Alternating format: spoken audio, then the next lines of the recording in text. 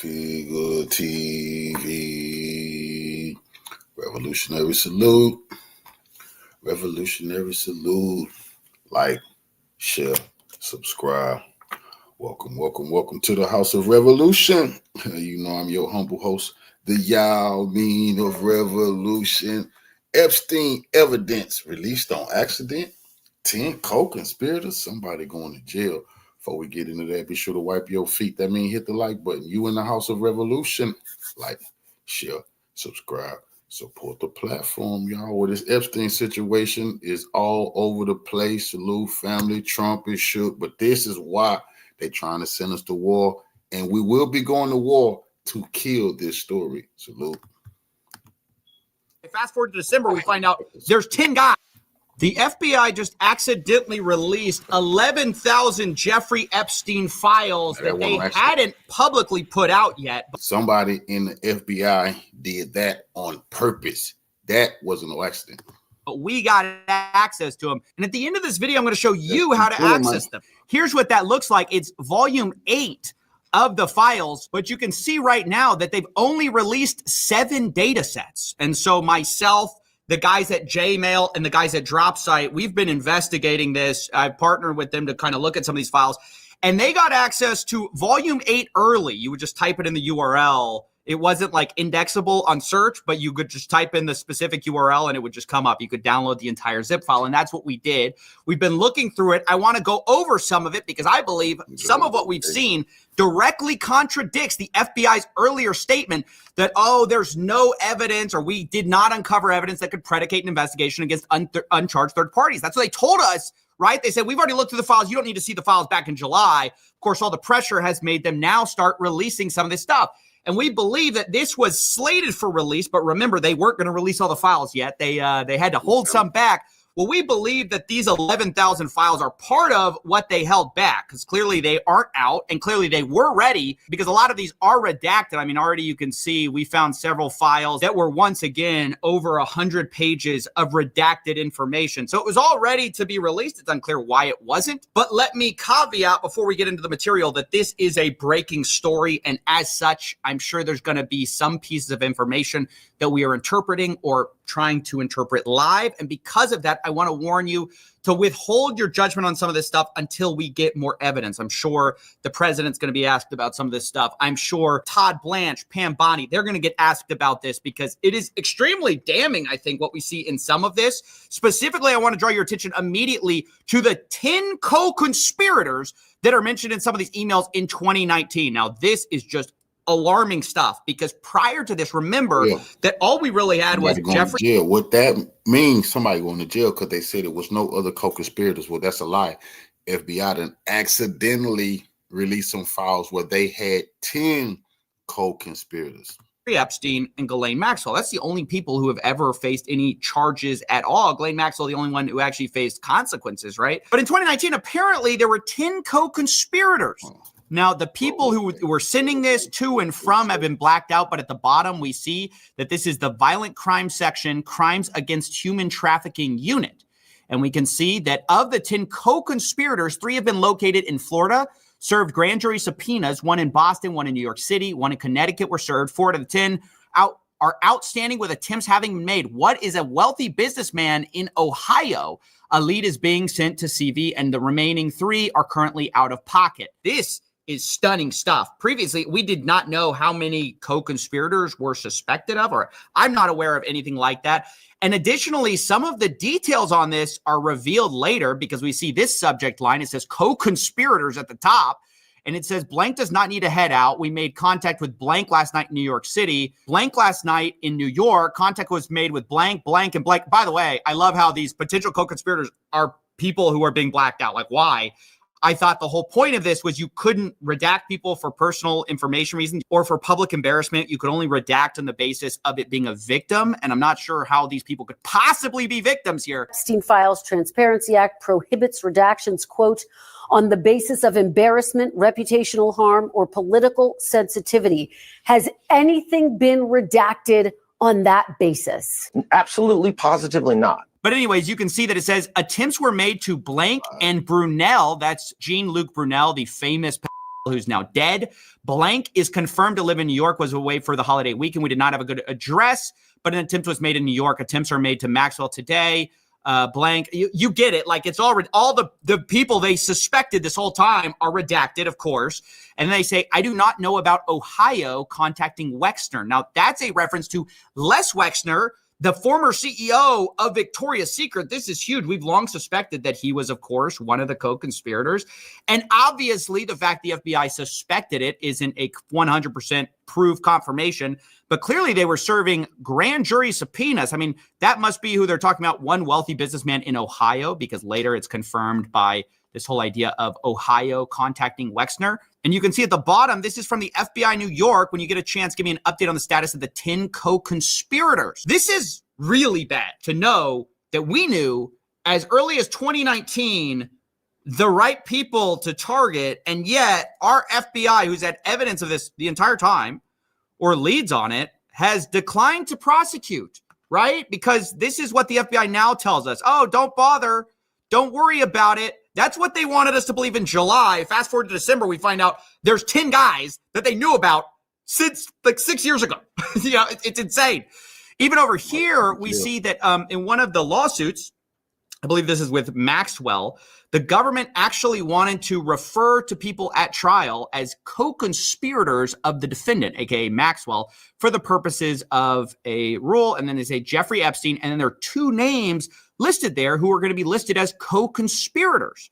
Again, who are those people? We were told that the only co-conspirator now is Maxwell. And if you don't believe that, you're crazy, you're a conspiracy theorist. But back in 2020, this was an idea not just promulgated by wackos, it was promulgated by who? The FBI themselves, the Department of Justice. Look at this. Co-conspirator question transcript. This is from USA NYS. They say, question, when Jeffrey Epstein died, a lot of people asked, who's next? Is the government going to hold people who are accused of helping him recruit these girls? Are they going to hold them accountable? And then the answer is, well, I'll note that the original charges against Jeffrey Epstein contained a conspiracy charge, and we allege that there were conspirators involved. Jeffrey Epstein couldn't have done what he did without the assistance of others. And I can assure you that our investigation is moving forward, except I guess not. Against everyone except for Ghislaine Maxwell, it got killed. Like, Ghislaine Maxwell was the only one who faced justice, right? Except then she got moved to Club Fed, to this nice prison, right? And by the way, that a whole interesting interview we saw happen with Todd Blanche, which is Trump's former defense lawyer. So he got grilled on Meet the Press about his relationship. Like, why did Ghislaine Maxwell go to this nicer prison immediately afterwards? And while he declines to comment on it, he says something very interesting. Why was she moved just days after you interviewed her, Mr. Blanche? So that's a Bureau of Prison Security issue that I will not talk about. Did you have anything to do with it? Did you have anything to do with it? Let me finish.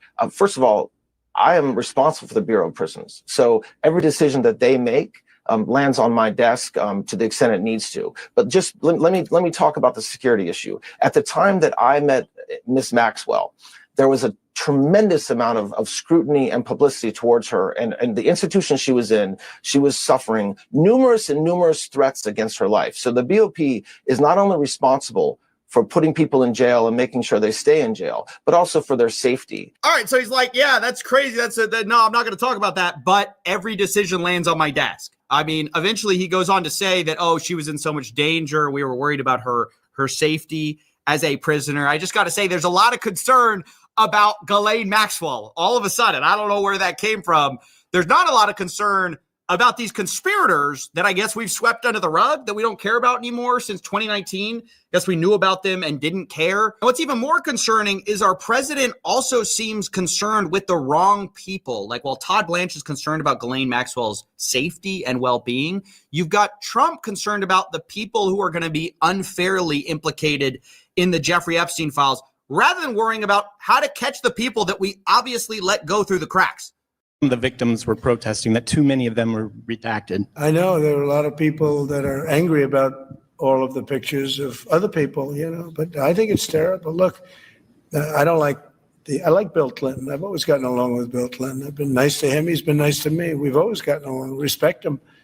I hate to see photos come out of him, but this is what the Democrats, mostly Democrats, and a couple of bad Republicans are asking for. So They give me their photos of me too. Everybody was friendly with this guy. I think it's a terrible thing. I think Bill Clinton's a big boy. He can handle it. But you probably have pictures being exposed of other people that innocently met Jeffrey Epstein years ago, many years ago. Now, I'll be honest, he gets off track from here, but the point he was making is that those poor, innocent, bankers who are meeting with Epstein, the poor lawyers who are meeting with Epstein, like all of Epstein's friends are just caught up in this unfortunate thing. And it's just such a reversal of what previously the DOJ and FBI believed. Bill Clinton just came out. Bill Clinton, no, he finished. He ain't got too much long on this earth anyway. And I told y'all before, the Democrats don't mind sacrificing Bill Clinton to get Trump small hats neither, because it's Trump they really got. Bill Clinton came out and said, release everything with me and you in it, and just let the chips fall where they may. Bill done been drugged through the mud. We all believe it's Trump now. It's his time. He trying to avoid.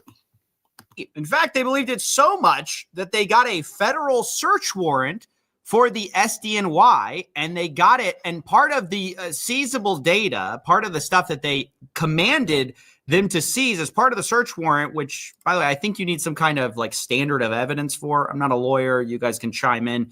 But you can't just get a search warrant without some kind of evidence that you believe there's a crime that's been committed. And part of it says evidence concerning the identity or location of co-conspirators of Jeffrey Epstein, including blank and Ghislaine Maxwell. So again, who is blank? Well, they keep redacting the names of these co-conspirators uncharged, remember, and now they're saying we have no evidence to charge anybody.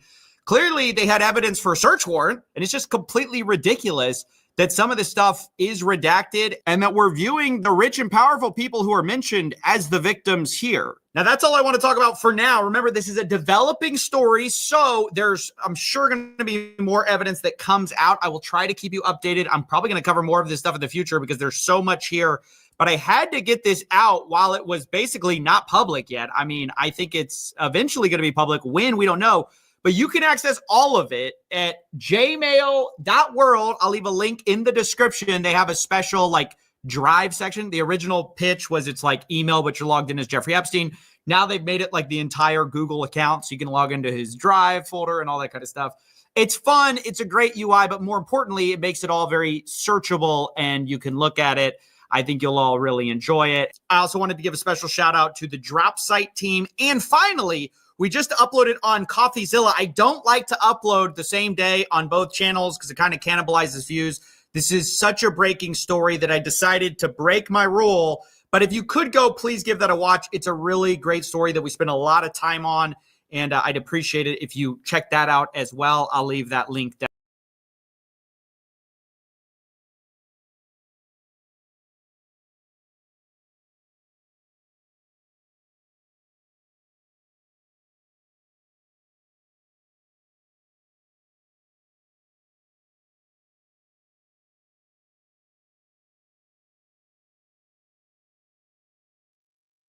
Welcome, everyone, to a special breaking edition of Breaking Points. We are joined now by the one and only CoffeeZilla, who has been working at all hours with our own Ryan Grimm, going through Epstein emails, documents, and all of that. Ryan, tell us a little bit about what you guys have been digging into.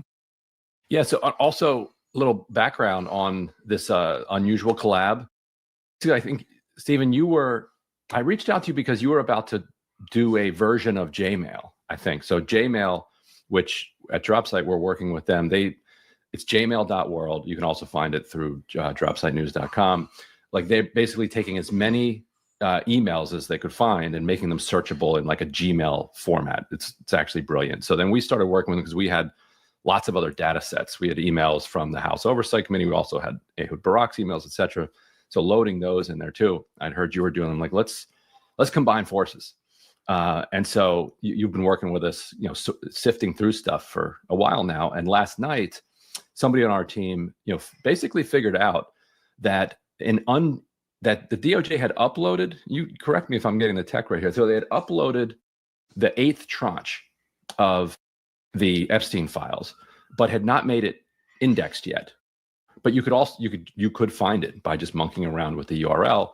So we were able to find it, and then the Jmail team made it searchable. They subsequently took it down, DOJ put it back up. DOJ has now put up a new version, Anyway, you can find all the different versions over at Jmail. A lot of interesting takeaways. First, I had never seen before the federal investigators talking about 10 co-conspirators. The only one that was prosecuted was Ghislaine Maxwell. So that's one co-conspirator. Yeah, I mean, it's stunning. I mean, it's truly stunning. Like you said, I mean, they just didn't password protect the data volume. I mean, this is kind of a embarrassing oversight. And so we got to look at it. As you said, I was also trying to put together my own sort of way to pull together all this data. And then we basically got together with the Jmail team. They're kind of the tech guys behind it. But the 10 co-conspirators is the part that blows a hole, in the July 25th memo saying we have no evidence to charge uncharged third parties. But 6 years ago, they apparently had evidence to put grand jury subpoenas out to at least 3 of them. They're talking about 10 of them. Les Wexner's implicated. I mean, where did this go? And why don't we see the part that I was frustrated by is if you're going to show us that you suspected 10 co-conspirators and you didn't charge them, then we should see in your data where you cleared them, right? Where you said, hey, we don't have any evidence to actually go after these people. We don't see that. We just see, hey, you had 10 suspects and you only went after one of them, which is Ghislaine. I mean, that's where this started for me. And yeah, it just went from there. And if you guys could also explain a little bit about because this stuff is interesting too. If you could explain a bit about how this is the document dump from the DOJ, but also, Ryan, I know you have those DDoS emails. They're right now what you're doing with building these inboxes is kind of combining all of these different streams of Epstein documents that you have access to, right? Maybe if you could walk us through a little bit of exactly what's being pieced together here, I think that might be helpful too. Actually, you go ahead and take that one. I'll be right back while you explain it. Yeah, sure. So basically how it worked is that there's been so many different data dumps from different sources. On the one hand, you've got the House Oversight who are putting out files that the DOJ is not putting out. Then you've got data leaks from early Yahoo days. There's been data dumps of Jeffrey Epstein emails that was first reported on by, I think, Bloomberg, and then DropSite got some, and they started putting those out. And it's just kind of fragmented the universe of information on Epstein. And that's why a lot of people, myself included, kind of had the same idea at the same time of let's find a place to put all of this together. Even the court documents, a lot of those aren't in, the DOJ's kind of document dump. And so there needed to be kind of an independent place where you can pull it all together and have one searchable database. That's the other problem, is these tools are really bad. I mean, when the DOJ released their new volumes of data, people were searching names and it wasn't coming up, but those names were in the files. Even their search functionality was not working at a basic level. And so, yeah, that's basically what this endeavor was to do, is to combine all the data together so that we can really open source it to the public in a way that's useful. Because if you just give a bunch of data that's not processed, it doesn't have context, it's kind of a disaster. And that's what we're seeing. I mean, the fallout of this, it's worth kind of reflecting on, Emily, where we started with this. When we started, obviously they ran on, we're going to release the Epstein files. Then they gave us the phase 1 tranche, which was a lot of reused data. Then they said they're going to have phase 2. Then they said phase 2 is not coming. There is no data. Then it turns out Jason Leopold obviously found that there was what they call a transparency project in March that we never found out about until his FOIA request, and he sued the government to get it. So credit to him for that. But and then on top of that, they called it the transparency project was also called the special redaction project. That's a lot of what we're seeing now was the fruit of this special redaction project, obviously, because we have the House Oversight Committee pushing to get those files to the public now. And obviously that's now became law, and they were supposed to comply with it December 19th, although they withheld a bunch of data. And this volume 8, one of the questions that's in my head is, had we not figured out that you could just download it from the internet, when would we have gotten this? Clearly it was ready. We got the same files that they released, a few hours later in the panic of it. But when was this going to go out? Were they going to hold on to it for a few weeks? Hold on to this postcard from ostensibly Jeffrey Epstein, we can talk about that, but all these kind of incendiary things where they're just going to hold on to it and why? Right. And I want to pause on that because we'll wait for Ryan to get back to talk about the answer to that question. May be more and more, let's say, evidence tying Donald Trump to Jeffrey Epstein in escalatory ways, meaning, well, sexually and all of that. So there's a postcard that was found, and we're going to pause and wait for Ryan to get back because I do have one more question on this, which is if you could speak a little bit to the redactions, because you mentioned this, Ryan mentioned this, the incompetence from the DOJ, I think is worth talking about, as you just alluded to. Tell us a little bit about how people realized basically that they could copy the text, paste it into a separate document. And we have, honestly, victims. There was a Jane Doe who talked to the New York Times and said they're horrified because their name is unredacted in these documents. But there are also going to be other people uncovered as the redactions are peeled away by copy and paste, right?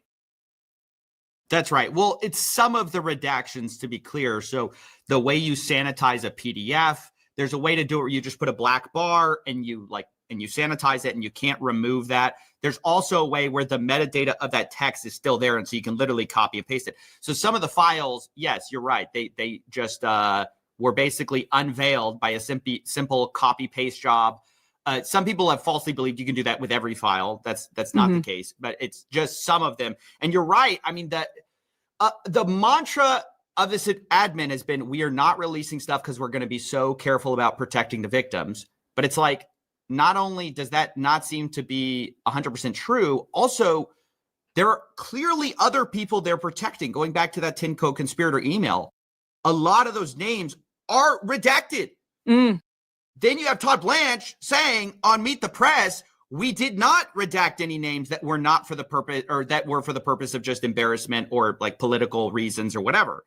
It's only victims. But are you saying that the 10 co-conspirators, like eight of them that were redacted, were actually victims? Like, how does that make sense? You cannot square those things. All right. So let's then turn to the Trump of it all. Yeah. Ryan, did you just share something on the screen? Yeah. So here are the redacted co-conspirators that you're talking about here. The only one that they didn't redact here, it says Wexner, Epstein investigator Russell cleared to participate. And then, so here, of the 10 co-conspirators, 3 have been located in Florida and served grand jury subpoenas, 1 in Boston, 1 in New York City, and 1 in Connecticut. Connecticut may be Steve Hoffenberg. That's where he was living toward the end of his life. He was who knows? They had a falling out, so I'm not sure if that could be him. He's no longer alive. That one is a wealthy businessman in Ohio, which appears to be a reference to Les Wexner, unless he had some other wealthy businessman friends in Ohio. Later they talk about, just real quick, later they talk about some of these people specifically, and they bring up Wexner in Ohio. So it's almost certain that that's the co-conspirator they're talking about, unless there's 2 in Ohio. But they definitely were looking at Wexner. Ryan, I don't know if you feel the same way. It feels to me like they redacted the names that were not publicly known before this drop, and they didn't redact the names that were politically sort of fine to kind of leave out in the cold and to kind of expose that the public kind of already suspected. It's also true of people who've already died, like Jean-Luc Brunel, famous pedophile. He's dead, so they leave him unredacted, right? Wexner, obviously the connections have been there forever, so they leave him unredacted. These other guys maybe weren't previously known. This does feel like the admin is running cover for those people to not expose them. You can say that's right or wrong because they haven't brought charges, but that's not what the bill says. I mean, that's not what the Transparency Act says, right? Right. And that goes to people's one of the theories that people had of why is Trump, why does he care so much about this? Not just his name in there, but people would say, well, he has a lot of friends and allies that are in there. And so this would support that idea that the Department of Justice and Trump have been trying to protect, people's names who have been in there. Like there was one case where they did release Trump's name, but it was in a situation where that particular document had already been, published somewhere else. So that fits your theory. But it's like, all right, stuff. We'll grab onto as much transparency, credibility as we can by releasing things that are already released. but try to make sure that we don't add to any new information. Although with this latest tranche, they appear to have significantly added to what we know. It's incredible. I mean, I don't know how you guys feel. I feel like I got the first real glimpse at why the administration has been acting the way they're acting. I have been puzzled by this the entire time. I have been baffled by the way they are handling this. After last night, I finally see a glimpse at what they might be thinking about. I think it's a good time to talk about the postcard, the Larry Nassar alleged, and I think it's important to say that because there are a lot of questions about this postcard, and there's going to continue to be a lot of questions. I think there's a lot of reasons to doubt it, actually. But either way, this administration understands optics. And when you have a postcard, let's just read it off. I don't know if we can. When you have a postcard that says what this says, you know how people are going to feel about this. Yeah, it's really funny at minimum. And I actually not the word. And I just want to just on this question about being a bit careful with this. I also just want to mention, as we were talking, I found that the Associated Press actually reported this back in 2023. And their reporting here is 2 weeks before ending his life, Jeffrey Epstein sat in the corner of his Manhattan jail cell with his hands over his ears, desperate to muffle the sound of a toilet that wouldn't stop running. Epstein was agitated and unable to sleep, and it goes on sort of describing his final days. But this goes to show that the Associated Press had this Nassar email. Here it is. Well, they knew there was a message, right? But they didn't have the actual thing. They're describing what we're seeing here. It says, it appeared he mailed it out and was returned back to him. This is according to an investigator who found the letter. I'm not sure if I should open it or if we should hand it to anyone, he told a prison official. So anyway, that's all. Just to say that that's the important line. The letter itself was not turned over to the AP. So they knew about the existence of a letter, but they didn't. Can you go back to the letter contents real quick? It's important to read this. He goes, as you know by now, I've taken the short route home. Good luck. We shared one thing, our love and caring for young ladies and the hope they'd reach their full potential. Our president also shares our love of young, nubile girls. When a young beauty walked by, he loved to grab, snatch. Excuse me, I'm sorry, I'm just reading it. Whereas we ended up snatching grub in the mess halls of the system. Life is unfair. Yours, J. Epstein. Now, this is like, I think regardless of, we're going to talk about, does it seem authentic, does it not? But the fact this existed in the files would make you not want to release it, even if you knew 100% it was fake, because you know, like Trump knows how optics work, and he knows this is a disaster. Just no matter what, if it looks like a pedophile sent you a letter or sent a letter to another guy who's a pedophile and blames you or kind of implicates you at the very end of his life, that always is going to seem bad. Now, I just want to note a few things from this letter. Do you have the part where it stamps the letter? Like there's a part with the postcard piece of it, because that's an important part, because it's actually date stamped August 13th, 2019, which is 3 days after his death. Now, there's some things to think about here. He could have, it stamps when they process the letter, which means it could have been written. He dies immediately afterwards. And as it's going through the system to get sent, they stamp it 3 days later. But one problem that I also see is that, it's also worth, there we go. I think we have it up now. Can you rotate that? So we can see what it looks like. Because, okay, there it is. If you see Nova 2220 in the top of that thing, top middle area, that references, I believe, a Virginia mailing center. So what's weird about this is that it should be stamped New York City. This is part of why I'm a little skeptical of this at the moment. Is why is it date stamped after his death? Why does it seem to have been processed by a Virginia facility? All of this kind of makes me have serious questions about this email. Now, that's not to say, or not email, postcard. Now, that's not to say it couldn't be, whatever. But I just think people are going to rush because it's politically one side or the other, right? You either love this or you hate this. I think people should be careful in rushing to conclusions and just understand that this is It's obviously incendiary, whatever, but there are reasons to kind of have questions about this. And another way that this could be fabricated and still wind up in the files is, tell me if my thought process is wrong here. Let's say you sent it from this, Northern Virginia mailing center, but you put the return address of MCC, Metropolitan Correctional.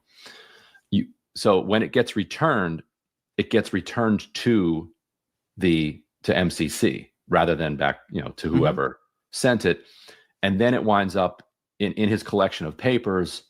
And then somebody sees it and tells the AP about it and says, hey, in his papers here, we have a letter. We don't know what the letter says, but we have a letter that he apparently sent that was returned to Nasser.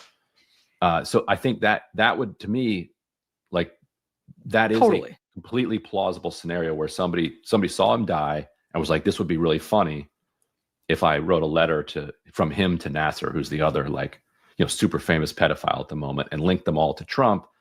And then by virtue of the return address, it winds up in the files. But then to your point, Stephen, like, yeah, if you're Trump, you're like, oh God, this is not this is not good. Even if you believe it's fake. And the only thing I was going to add is from that original AP report, it has this line from an investigator saying it appeared he mailed it out and it was returned back to him. I'm not sure if I should open it or we should hand it over to anyone. The only reason I bring that up is just to say, at the time you have an investigator who appears to say, or who is saying, it appears that Epstein himself did this, and then that gets into the media through a document dump. So people can take that with the massive grain of salt that I think Ryan just appropriately applied here, which is there are a million different ways. And as I've been going through the files, I can see why. I mean, it's obvious. Like, this was always a cope from the Trump administration, but it's a cope. It's a successful cope because it's a good point, which is that there are going to be things that get released that are going to send people down a million different rabbit holes needlessly, because it was evidence that was collected and then brought to the DOJ's Epstein files, quote unquote, and was dismissed. And you don't necessarily see them showing the work as to how they dismissed this, and the other thing. So yeah, I think it's possible that's the case here. And I also think, I think it would have some MCC jail markings. I would think, like, mail that a prisoner sends out is going to get read and marked, unless he has his attorney send. Right. They also did a handwriting analysis, though. I mean, I think we need to ultimately look at what they concluded as well, because, that is really telling. The fact that it's handwritten actually gives you a lot of clues. Right. You have a bunch of writings of Jeffrey Epstein, match up the letters. I mean, there's specific tells and there's forensic analysis you can do to easily at least debunk it, to say nothing of, like, confirm it, because there are some weird things here. I do think it's a funny Sophie's choice for, like, conspiracy theorists, where the postcard implicates Epstein killing himself, which obviously a lot of people say, well, he didn't, for sure. They believe 100% he didn't. But then on the other hand, you have the same postcard with this, very explicit implicating of Trump. Do you believe the postcard? Do you not? Do you insist that he was killed, or do you think, it's definitely an interesting, it's an interesting one. I don't know what to make of it. I think the hardest part about it is it was sent so quickly after his death. I think that's going to fuel theories for years. I mean, because you could technically have it dated afterwards, like it's just within the window of being maybe possible. Although, like I said, there's a lot of, I guess, problems with the theory as well. Yeah, it was September 19th they asked for this handwriting analysis, but I don't think we found yet the results of it. Yeah, no, I don't think that's public yet. Which they need to ultimately publish that, regardless of what it says. Nobody's at this point, and this is part of the problem with how they've rolled it out. There's such low trust on this issue. They've shot all their credibility. It's gone. Nobody will believe anything if you don't release it. So it's like when this handwriting analysis you say you sent it in, if you do not have those records, it's going to be a disaster, because people are just going to say, well, it would have proved X or Y or whatever you want to believe. And now as I'm Googling, I'm seeing like media is like running with this. Like people.com's headline is Jeffrey Epstein wrote apparent note to Larry Nasser. It's like, but But you're right. Like if you're this sloppy about how you're releasing it, like, and you're just leaving it up to the public, it's going to get, not that the public is less trustworthy necessarily than these goons. Well, but it's just Ryan, that you could collect any number of random scraps, as you do when you're investigating things. And anyway. Yeah, but this definitely feels like the thing that they were kind of trying to be like, we do not want this out. This is so bad. I mean, there definitely could be more. I'm not saying there isn't, but this how about feels this? Like the first thing that makes sense. Yeah, this is another one for sure. U.S. attorney, assistant U.S. attorney saying that Trump was on more flight records than previously reported, specifically mentioning that, he was on flights where some of the people present, well, one, it was during a time period we would expect to charge in a Maxwell case. And then on the second to last sentence, on the two other flights, two of the passengers respectively were women who would be possible witnesses in a Maxwell case. That's also really bad. I mean, obviously. Yeah. What do you make of it? Yeah, that is bad. The Department of Justice saying Trump flew on the plane more than they thought, and crucially at the moment where they're investigating Maxwell for trafficking, and eventually convicting her of it. And okay, who are these two witnesses? What would they say about Trump? That they're not saying that anything happened on that flight. They're just saying he was there, but there were victims on the plane. And also it goes to this, like, I think it so far clears the bar for what people want our public officials to be doing. Like, even if you did not assault these two girls while you're on this plane, what are you doing?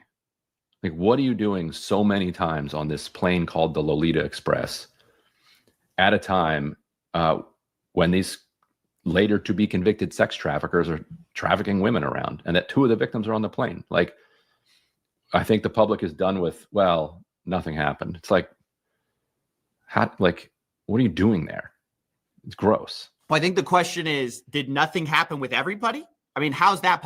What I've been saying from the beginning is, I think it's definitely possible that a lot of the people in these files did nothing. I just don't believe all of them did nothing. Right. And that's what I refuse to believe. And when you see there's 10 co-conspirators, you go, where are the charges for the other people? And actually, you see this interesting, I would almost call it a counter reaction to all the clamoring for more evidence. The fact that there's such little that's been done in charging new co-conspirators. There's been a new thread of reporting that's like, well, there's nothing. This is just all a big to do about nothing. There's a big nothing burger. And there's been some journalists who have now been very vocal about saying, you guys are crazy. He just was trafficking by himself. This was his own personal interest and nobody else was involved. So I think the public doesn't buy the side of it where it's like all of these guys are innocent. And also it gives credence to the idea of, well, there's these 10 co-conspirators. Where are the charges? Like, okay, you say you're not involved, but at least go after the people who were. Clearly you have enough leads to get grand jury subpoenas. They got a search warrant for evidence of a co-conspirator. You have to have there's a bar of evidence to get that search warrant. You've got to go talk to a judge. You got to get their approval. I mean, how did that lead nowhere? And if it did lead nowhere, tell the public exactly how that happened. Yeah. And we're still missing a lot of that. The affidavits that accompany the warrant would be, explosive. The federal indictment, still, we haven't seen the details of it, nor have we seen the affidavits that accompany it. And that's the stuff that, I think that Trump very much does not want out, because they are charges, they're allegations, and the public will treat them as kind of settled fact. But it could be a lot of bad stuff in there. These are things that the federal prosecutors allege. And, we're so used to the news covering what federal prosecutors allege that's what people will naturally do. We as reporters often say, don't take federal allegations as fact. These are allegations. They need to be proven. The public takes them as fact, and federal prosecutors love to just basically make sure that people believe that they are fact. So they're kind of caught in a vice of their own creation here. So that's why I think they're trying to keep those documents. Like, there's no evidence that there are these 10 co-conspirators, but the fact that federal prosecutors, like, they haven't presented the evidence yet, but the fact that federal prosecutors believe there were 10 co-conspirators, that's news, and it's huge news. And now we want to know why they believe that. Which we should mention on this point, we were talking about how random stuff that you would hope investigators are scraping into this broader probe would at least be looking at. That would include this bizarre video, Ryan, that you all flagged initially. Oh, right. Because you were changing the URL. Right. Tell us a little bit about this, because I think it gives us some insight into the process and into what the contents of this larger dump. Yeah. So basically, somebody seems to have fabricated a video of Epstein in his cell and then sent it to federal investigators, or somebody sent it to federal investigators. And then through that, it wound up in the files, which then were released. And so you get this video released without context of Epstein in his cell seeming to be like choking or something. But yeah, so well, I want to jump in here. That is their choice to release this without context. I think it's a huge strategic mistake to just dump these files and let the public like just run with it, because if you know something that we don't know, like, why wouldn't you provide some commentary about what it is? Instead of just trying to let the just and Emily, click on that DOJ link. I think they took it down. Yeah, they click on that one. There you go. That was where the video was. What happens when you pull that up? What do you mean? What happens when I pull what up? If you that justice.gov link. What happens? Sorry. It's right here. Yeah. So they took it down. So they took this video down. Just a complete mess. A complete mess. I wanted to bring up, by the way, what did y'all make of, the prosecutors were clearly getting frustrated with Prince Andrew, who is one of the people obviously being both looked at, but also he was at the time trying to clear his name with some PR. So he releases to the public, hey, I'm cooperating with federal investigators. Investigators send each other like these links to the Sun and, basically they're reporting on it. And they're like, this guy's not cooperating with us. He's not doing an interview. They reached out to him and they started leaking on their own terms. Like, no, this guy's not cooperating with us. You have a back and forth between Prince Andrew's lawyer and, the U.S. government, where Prince Andrew's lawyer is like, you guys said it was going to be confidential. And they're like, you lied to the public. I mean, it's kind of fascinating to see this jockeying for public narrative, right? Between people who are clearly, on the one hand, Prince Andrew's a person of interest. On the other hand, Prince Andrew's trying to get out in front of the story. Obviously, he's been stripped of his title now. Mm-hmm. Do you think we know everything there is to know about, do you think we know everything the Crown knows about Prince Andrew's involvement with Epstein? Or do you think they just did it out of an abundance of caution? Or do you think there is proven allegations somewhere buried in here that we haven't seen yet? I would suspect that they also have enormous numbers of private allegations that are separate from this. That's probably true. Because when they first started reporting on this, I had been separately doing reporting on Prince Andrew and his relationship with this shady bank that was doing work with the UAE, and people were telling me his widely known nickname was Randy Andy, and so I think when the Epstein stuff came in, it was more like, yeah, okay, this tracks. And then he gave absolutely debacle of an interview where he's like, yeah, I don't sweat. None of this can be true because I don't sweat. So it was just this unending. You couldn't look more guilty at that point.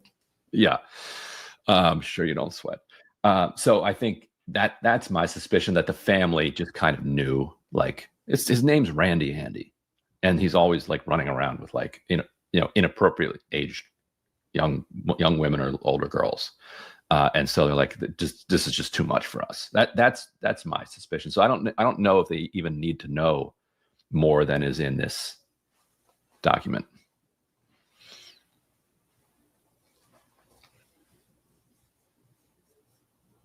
Might be losing you a bit, Ryan. Oh, well. Oh, sorry. Well, that's about all I got.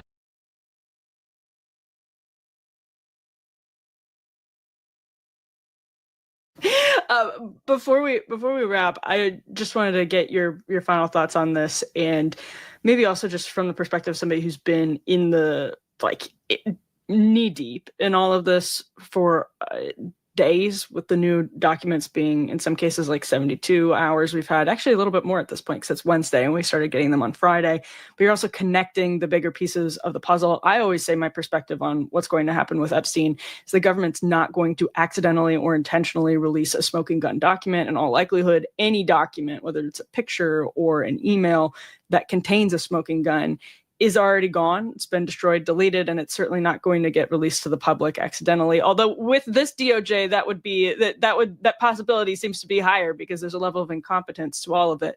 It looks like to me another evidence or another example of JFK syndrome, where we get a steady drip over the course of decades of documents that are released and personal testimonies of people involved, and the public then has 900 pieces of 1,000 piece jigsaw puzzle, and there's always going to be 10 that are missing. And so over the course of decades, as the years go on, the picture becomes more and more clear, but you can never be definitively certain of what happened. That's what I feel like what the Epstein investigation, at least publicly, is going to end up, and that's what I think it's becoming. So I'm curious for your position on that, having, just as you still are, been in the weeds of all of this for days. I think that's right. I think it's absolutely going to become the next JFK. I think people are going to be talking about this for decades. I think they're going to data drip it out, like you said. I think there's, given their evasiveness, nobody trusts that they wouldn't kind of keep back a few files, right? Under the guise of some rolling production or ongoing investigations, or we had to redact it for XYZ. Yeah, victim reasons. So national security. Let's not forget about national security. Of course, it's a national security interest. Epstein's, Lolita Express. So I do think that's going to continue. I mean, I'll bring it all back to public trust. The administration has completely lost the public's belief in them on this issue specifically. And I think that's across the board. I don't even think straight down the line Republicans believe anything this admin says about Epstein. It's just on this issue, they've lost everyone's trust collectively.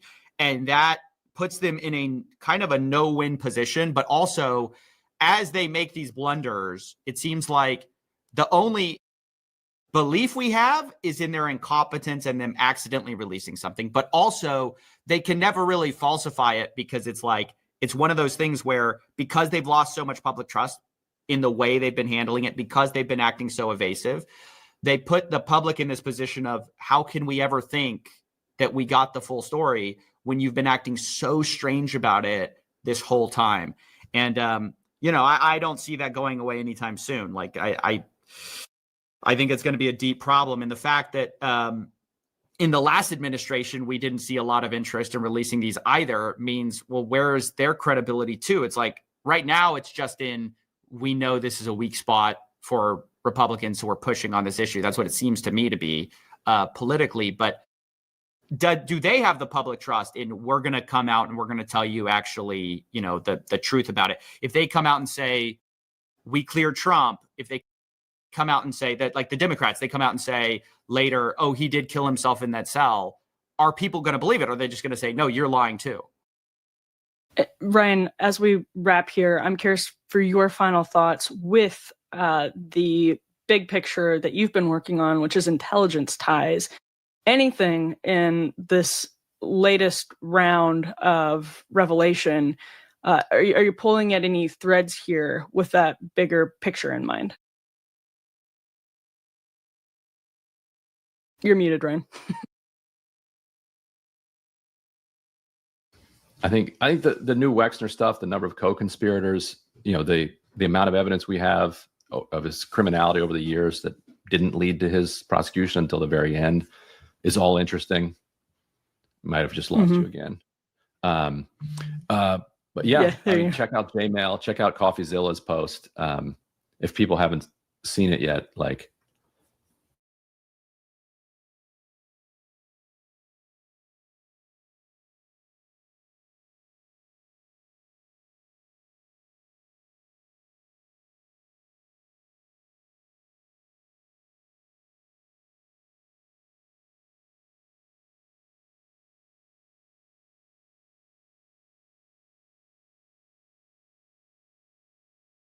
heavily implicated in the latest dump of Epstein files. And it's not just Donald Trump, there are others. There's also redacted material. They tried to redact some of the most important parts of the Epstein files. Luckily, they suck at redactions, and people were actually... This is all a shakedown. That's why so much chaos in the world right now. And the U.S. government is behind it because of these damn files. Is that pressure, supreme pressure, especially on Trump. Actually able to copy and paste the blacked out areas to see what was actually underneath them. We tried it here on this show, and we were able to see what was underneath those redactions, and they're quite damning. In the least, they show that an absolute investigation must be had into the Epstein files.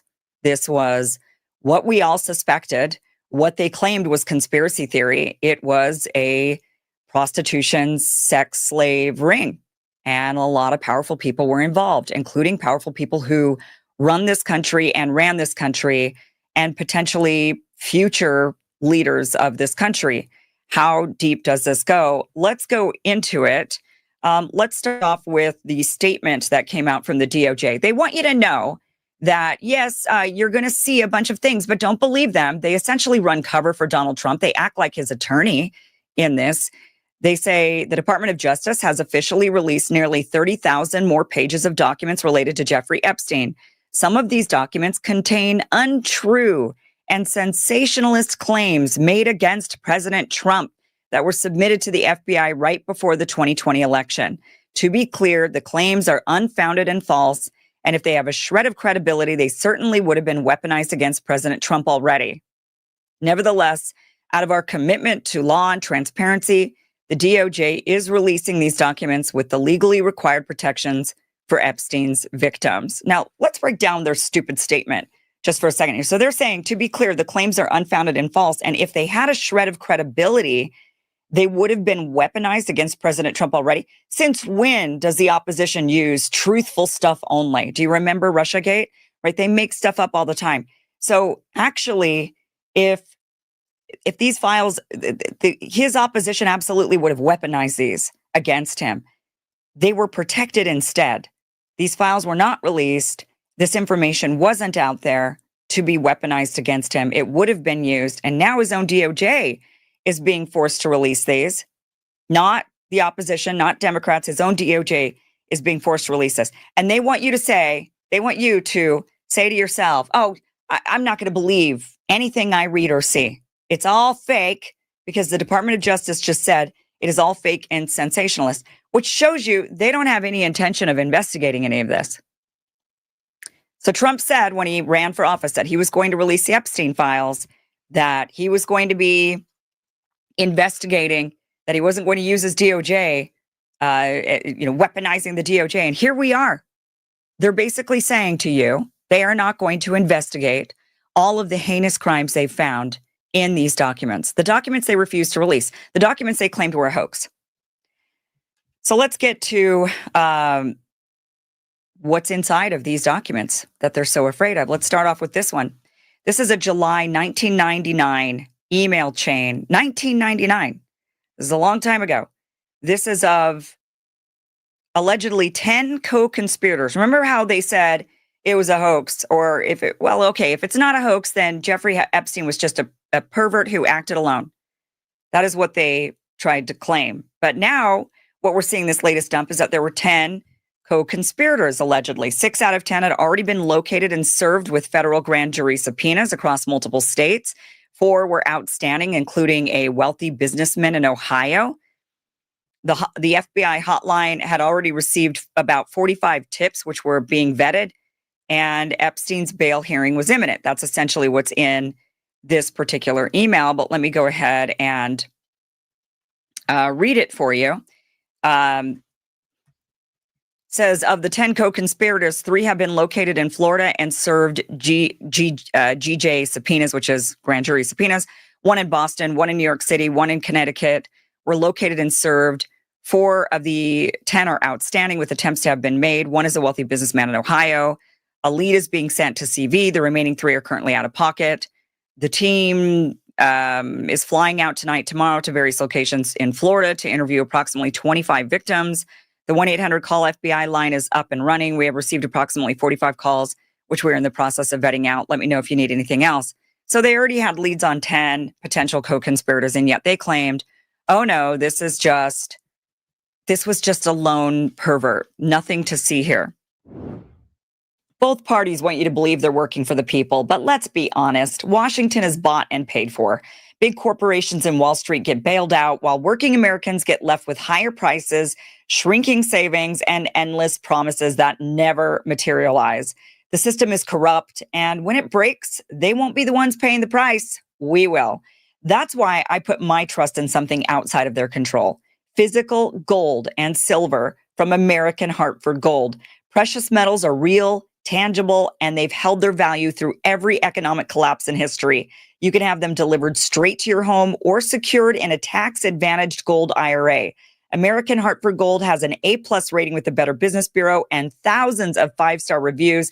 And right now, when you call and mention my name, Kim, you can get up to $15,000 in free silver with your purchase. So call 866-584-3884 or text Kim to 65532.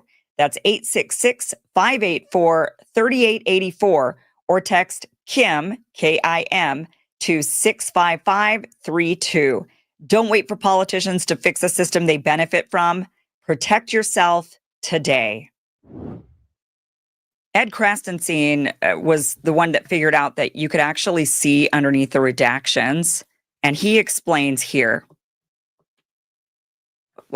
Sorry about that. Where is he? He explains right here. I was just able to recover some of the redactions to Trump's Epstein files, and you won't believe what I just found. The Trump DOJ screwed up some of the redactions so bad that you can recover them. And I did so simply by copying and pasting the text. When I did, this is what was there. This is 100% proof that Trump tried to cover up the existence of other participants in Epstein's crimes. It says right here that they paid large sums of money to participant witnesses in order to keep them quiet, as well as their attorney's fees. This means that Trump tried to hide the fact that there's other participants and other attorneys who know about it, as well as those who helped Epstein release damaging stories and destroy evidence. This is the biggest cover-up in American history.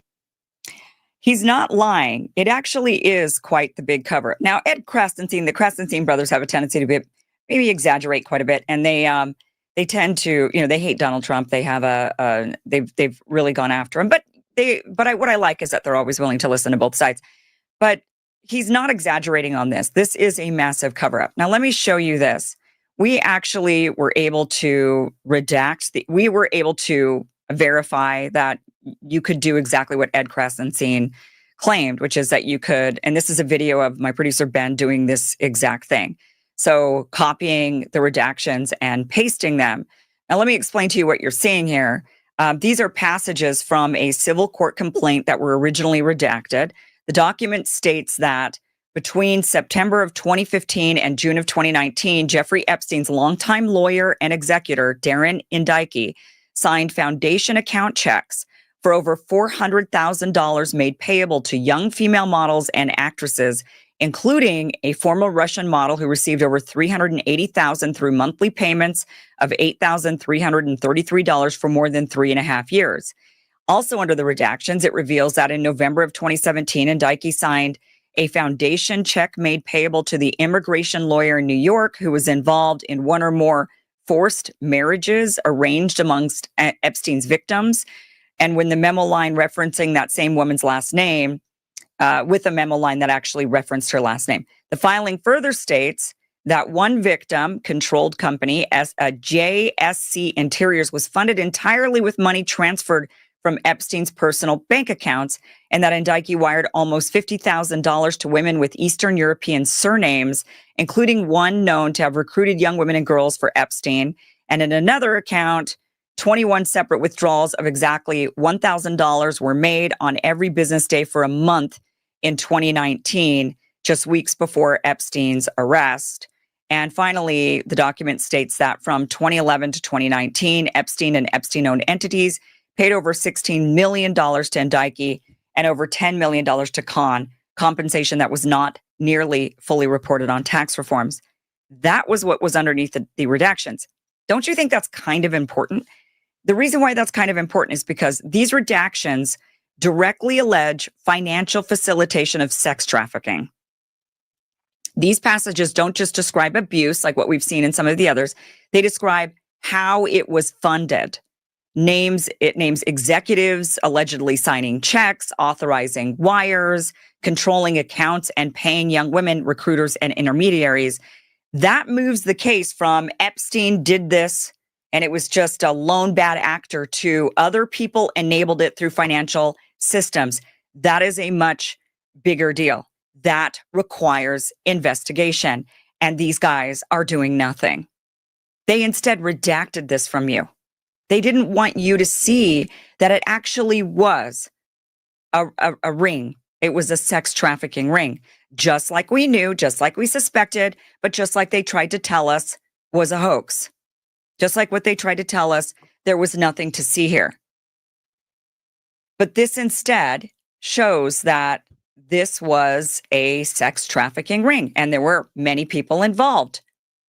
And once you see the numbers, the payment structures, the timing, the explicit references to victims, recruiters, forced marriages, it stops looking like vague misconduct and starts looking like a documented financial pipeline, one that links Epstein's money, his attorneys, and his victims. And that's exactly what the redactions were shielding you from seeing. Trump administration has just turned out to be, wow, what a major, major, major disappointment. Let me go back to this other thing this other document they tried to shield us from. This is one that popped up earlier that I, but here is what it is.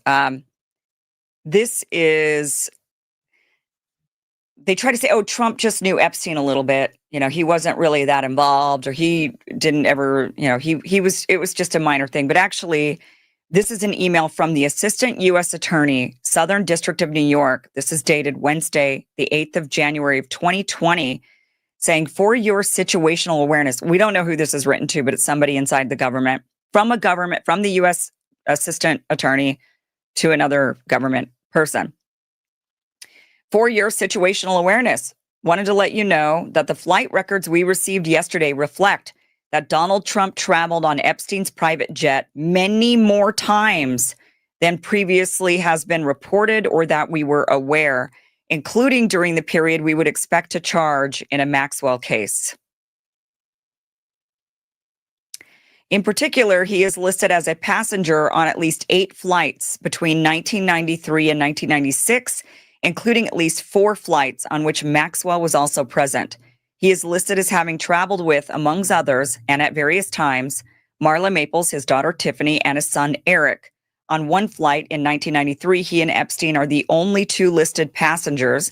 On another, the only 3 passengers are Epstein, Trump, and then 20-year-old redacted name.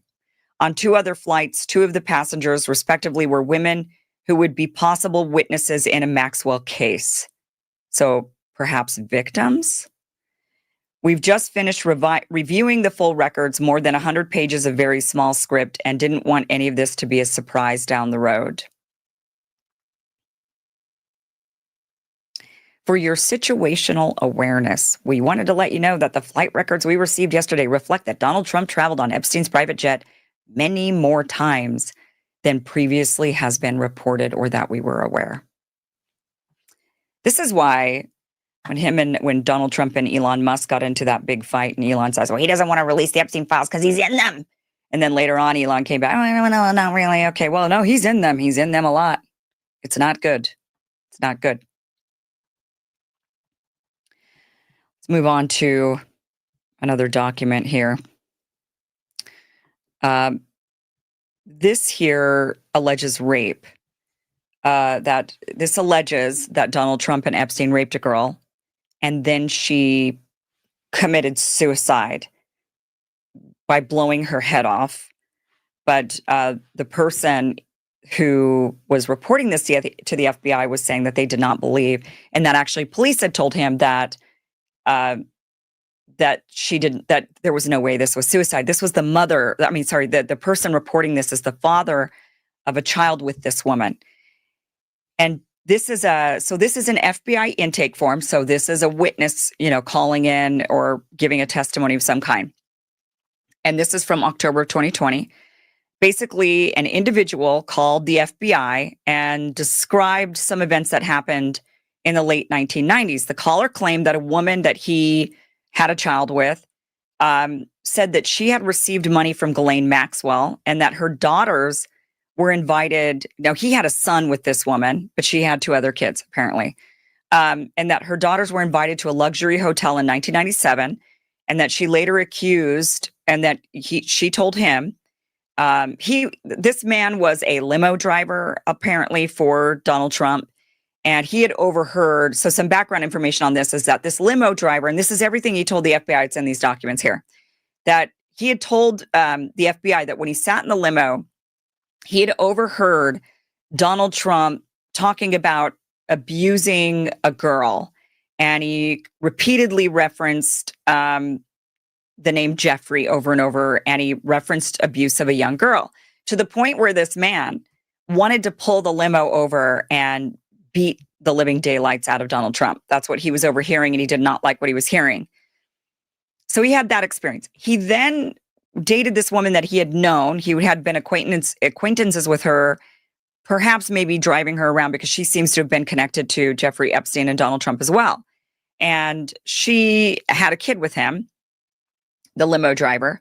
And she, when he brought up this conversation about Donald Trump and this limo ride that he'd had, he said that she went stone cold, that she just got this look on her face. And he was like, "What's going on?" And she says, "He raped me," that him and Jeffrey Epstein raped me, is what she had alleged. And she kept referring to Ghislaine Maxwell.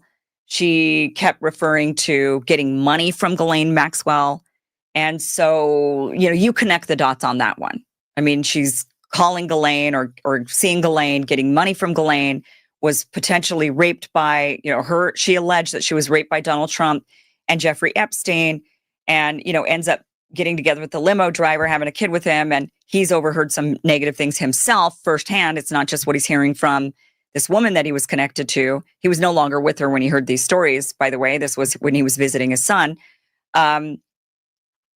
And he said that in 1999, he told her to go to the police. And she said, she was like, "They're going to kill me if I do that. I don't want to go to the police." And he's like, "No, you should do it." A few days later, she calls him and she says, "Okay, I went to the police. And he says, "Good for you. Good job. You did it." Well, about 2 weeks later, he gets a phone call that she's dead and that she had committed suicide by blowing her head off. But when he spoke to police, the police said there's no way that was suicide, but the coroner ruled it suicide. So he then later, that was in the late 90s and early, I think she killed herself in January of 2000. And, now 20 years later, he's calling the FBI and he's like, "Hey, by the way, there is this situation that I want you guys to know about." He did talk about it back at that time. He did say something, and the woman who died, who was suicided, her family got on his case and said, "Don't say anything. You're putting us in danger." So that's why he says he didn't speak up for quite a long time. At least that's what's insinuated. So that's one of the things that we found in these Epstein files. Here's another one here. This is a 2004 police report. The police were tipped off in 2004 that of a 15 and a 17-year-old girl being dropped off. So this is a Palm Beach police intelligence report from 2004, years before Jeffrey Epstein was charged. Okay, so a taxi driver alerted police after dropping off 2 girls estimated to be 15 and 17 years old at Epstein's Palm Beach home. While driving them there, he overheard them talking about how much money they would make dating in Palm Beach. Police conducted surveillance that day. They documented multiple vehicles at Epstein's residence and later observed a young woman leaving the home. While no immediately charges were filed, officers noted plans to begin trash pulls, a sign they suspected criminal activity. And later that year, police were again called to Epstein's home after his property manager reported a suspicious vehicle. So the bottom line, this document shows that law enforcement had credible warnings involving underage girls at Epstein's home back in 2004, and they did nothing. Okay. Let's move on to the next one. This is about a prostitute party at Mar-a-Lago. So this FBI intake report is from October 9th of 2020. This is about a party that was allegedly held around Christmas 2000 on Palm Beach Island, believed to be at Jeffrey Epstein's place. So the woman that talked to the FBI about this says she believed that she went to Jeffrey Epstein's house, that she was invited by this woman named Lisa Villanueva, a former hospital room. They were in the hospital together and they shared a room and they became friends and stayed friends afterwards. And Lisa later went on to become a real estate agent in Irvine, California. Well, Lisa invited her to a party and it was in Palm Beach and they went through the backyard. And then Lisa says, oh, let me go and talk to the hostess, which was Ghislaine Maxwell. Then they met up with the guy, the CEO of Blue Buffalo, the pet food company. So apparently they ran into him. He knows Lisa, the Villanueva lady, and looks at the friend she brought and says, is she cool? And then the friend says, I'm cool. And Lisa turns to her and says, no, he means for sex, because they're at Jeffrey Epstein's apparently. And the guy goes, no, I mean for cocaine. But the fact that Lisa was like, he means for sex, because apparently, it's just a giant sex party at Jeffrey Epstein's house. So she then meets another guy. He says he's a model scout. And then it was like joked that he was actually a pimp. And then later on at the party, she says that she got invited to a party at Mar-a-Lago. She said that guests were told about a party at Mar-a-Lago. And the girl was like, to her friend Lisa, who brought her to this party, she's like, well, I want to go to that party, to Mar-a-Lago. I want to go to Trump's Mar-a-Lago. And Lisa says, oh, no, it's not that. She says, quote, it wasn't that kind of party. It was for prostitutes. And then the woman that called in to the FBI says that she cut off contact with Lisa Villanueva by 2002. So she's no longer friends with her. I did look her up. She is a real estate agent in Irvine, California, an Asian woman, real estate agent in Southern California. Wonder how she likes having her name all over these. I mean, it's not implicated. She clearly knew something was up there. So, I mean, she could at least tell people what was up, at these parties, not implicating that she did anything wrong. But certainly, people that were connected, went to the party, saw things, knew things. If she immediately says to her friend, oh, no, he means for sex, then clearly she knew this. And also Lisa had told the woman, by the way, don't go into any of the rooms. She was explicitly told, don't go inside the rooms. So why? Well, because we all know what goes on in those rooms. Okay. What do we have here? This one is claims that Epstein has videotapes of Donald Trump and Bill Clinton. So this is an FBI intake report from August 20th of 2020. A record of a tip provided to the FBI. This is not an investigative conclusion. Just so you know, a lot of these are just tips that are called in, but this is what we're getting. And a man, but like when this many people call in and they've got all these details and they have names and they've got places and people. I mean, this is not just people making stuff up. So this FBI intake report says that a man contacted the FBI saying he'd been contacted by a female Epstein victim. According to the caller, the victim claimed that she had knowledge of criminal activity across multiple states. Some of it occurred on airplanes, and that there were filmed recordings of men involved. And the caller further claimed that the victim said that those recordings allegedly included Jeffrey Epstein, Bill Clinton, and Donald Trump, and that Ghislaine Maxwell was also on the tapes. Okay, this is Ghislaine Maxwell being found on Steve Bannon's phone. So I'm not really sure when. So Steve Bannon's phone, apparently some of the stuff from his phone was put out there. And she says, this is an email that she's sending to somebody else. And she's saying, I hope you're well. This is somebody sending an email. I'm sorry. This is what the email says. And then we'll figure out who's writing it.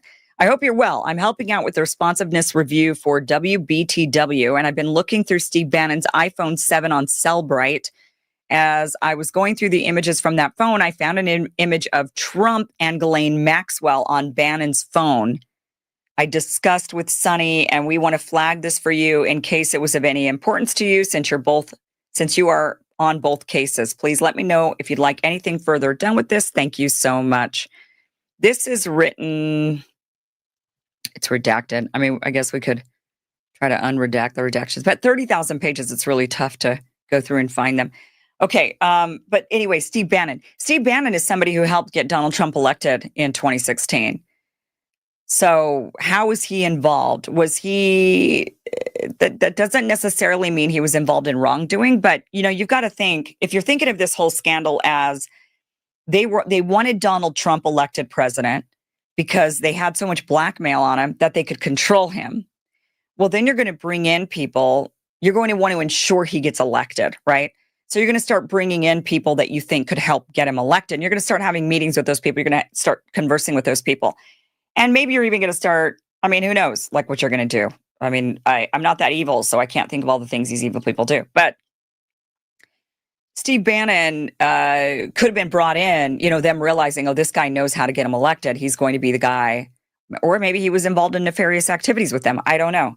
But it's just something to think about, that if they're really wanting Trump elected, they're going to start bringing in people that they believe can also get him elected. Not necessarily people that they're trying to blackmail or people that they're getting involved into their, into their blackmail operations, but just people they think are going to help with their end goal, which is getting their very compromised Manchurian candidate in office. Going on to some other stuff here. This is a letter. This is an email between Ghislaine Maxwell and it looks like Prince Andrew. Okay. And apparently his email, he goes by the Invisible Man. That's literally what his name is on his email account. Instead of, your name, like mine, Kim Iverson, instead it's the Invisible Man. Anyway, she says, she's writing this Andrew person, which we believe to be Prince Andrew. And she's saying, oh, I thought you would want to know what I wrote to this other person. So she copies and pastes what she wrote. And this is what she wrote to the other person. I just gave Andrew your telephone number. He's interested in seeing the Nazca lines. He can ride, but it's not his favorite sport, i.e. pass on the horses. Some sightseeing, some two-legged sightseeing, read intelligent, pretty, fun, and from good families. And he will be very happy. I know I can rely on you to show him a wonderful time and that you will only introduce him to friends that you can trust and rely on to be friendly and discreet and fun. He does not want to read about any trip in the papers, whom or what he saw. Call me if you have any questions. Otherwise, you can expect a very English-sounding gentleman on the phone to call up and say hi. I told him it would be best if he made his plans directly with you. So she's setting up Prince Andrew for sightseeing of pretty, fun, from good families, two-legged animals. That means young girls. Maybe not underage. It's not necessarily implying that, but certainly young girls from good families, or women from good families who can be friendly, discreet, and fun. So there she is setting him up with that kind of good time. This is the world that we're in here. I mean, just think about this. Who does this for you?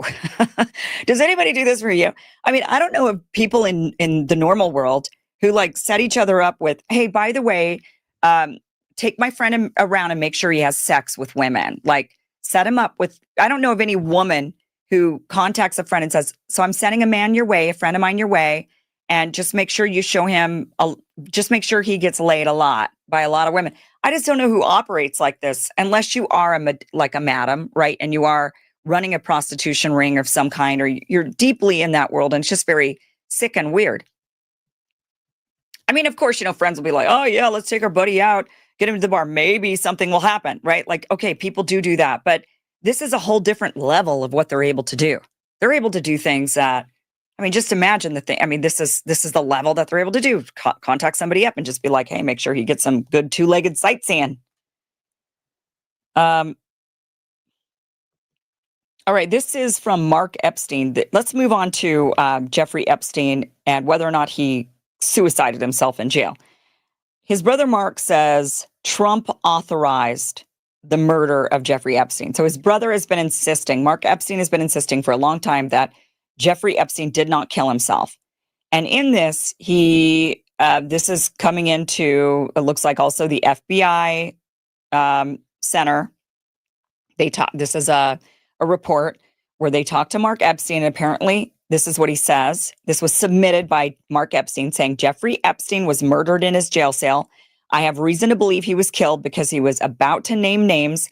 I believe President Trump authorized his murder.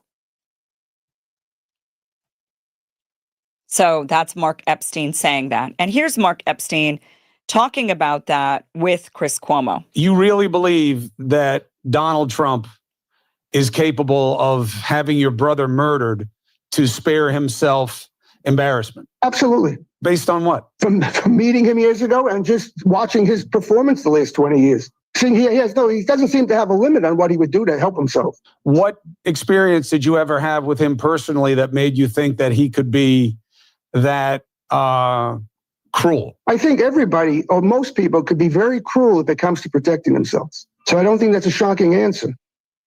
Okay. These are some documents that were also released in the Epstein file. And this is basically some events prior to his death. Okay, so in the early morning hours of July 23rd, 2019, MCC New York staff responded to what they labeled a possible suicide attempt in Jeffrey Epstein's SHU cell, which SHU is the special housing unit. They found him on the floor in a t-shirt and boxers, snoring loudly, breathing heavily, eyes flickering open, but not responding, with visible red marks on his neck. Now, officers in this report noted unpredictable behavior, including Epstein repeatedly leaning forward as if to fall headfirst, stopping only after being threatened with restraints, at which point he said, "Okay, I won't do it again," and then gave a thumbs up. His cellmate, Nicholas Tartaglione, claimed that he woke up, turned on the light, saw Epstein with a string around his neck, while Epstein himself said he remembered getting up at around 1 a.m. for water, then waking up with staff already in his cell, recalling only that he was snoring. So they both had two different versions of the event, him and his roommate, him and his cellmate. Epstein described Tartaglione as agitated earlier that night, ranting, using racial slurs, pointing to Epstein's photo in the Daily News and mocking his wealth. Epstein told staff that if Tartaglione had hurt him, staff wouldn't care, and separately claimed that his cellmate had tried to kill him and that he had informed his attorney. Now, despite a circular red mark on the base of his neck, friction marks on the front of his neck, and redness on his knee, no immediate medical assessment was conducted because no medical staff were available after 10 p.m. So 4 days later, on July 27th, while on a psych observation, Epstein told psychology staff that he still could not remember what happened in the special housing unit that caused the neck marks, said he had slept only about 30 minutes a night for 5 days, and expressed anxiety about returning to SHU, specifically because he said it was the place where he got marks on his neck and doesn't know why it happened. He denied suicidal or self-harm intent, said, I'm a coward, so I'd never do that to myself, stated he hates pain, even dislikes giving blood, and was assessed by psychology staff as not an immediate danger to himself, directly contradicting the later public narrative that he was clearly and continuously suicidal, while official records instead show confusion, conflicting accounts, unexplained injuries, delayed medical care, and institutional warning signs weeks before his deaths. So, and I'm just reading you my notes from all the notes. So, basically, there was conflicting reports on this, but Epstein himself was saying, I'm not suicidal. And he's saying, I'm afraid of this Tartaglione guy, and I'm afraid of going back to that special housing unit because that's where I woke up. I woke up. Last thing I remembered, I was snoring. The next thing I knew, I woke up with everybody around me and I have marks on my neck and I have no idea why. So, he's thinking that this guy tried to kill him in his sleep, essentially. I mean, that's what he's alleging. So, and then you got his brother Mark saying he didn't kill himself. He was about to name names. And this is what ends up happening to him. They also released this really, should I show you this real? It's fake. I mean, this is like a totally fake suicide video that the DOJ also released. And this is allegedly Epstein trying to kill himself, allegedly. And they allegedly have this video. Yet they didn't have video of the actual alleged suicide. I mean, it looks like this is something they tried to recreate in order to, I mean, it's just really, really, really bizarre stuff. So not really sure what was going on there. Why did they release a fake video? I'm not sure. There's also, before I get to this, actually, let me show you this other fake thing that they potentially released. Let me see here. This is, well, we're not really sure if this is fake or not, but there are some things that are not lining up with this. This is allegedly a letter that Epstein wrote to Larry Nassar. The problem with it is it's postmarked a couple of days after he died. It's also postmarked from a different location. So this has been reported on by CNN, you know, that, there was this letter that was written to Larry Nassar. And the letter doesn't read right either. And so the DOJ is looking into whether or not this letter, where this letter, but somebody should figure out where this even came from and how it ended up in the FBI files. But it says, "Dear LN," so Larry Nassar, "as you know by now, I have taken the short route home. Good luck. We shared one thing." So what? This was mailed after he died, after he knew he was going to die. I mean, this is like supposed to prove that he tried to kill himself and that he had sent this knowing he was going to kill himself and he took the short route home. I mean, this thing's just not adding up. Why would he write Larry Nassar? And why would he say what he's about to say in this?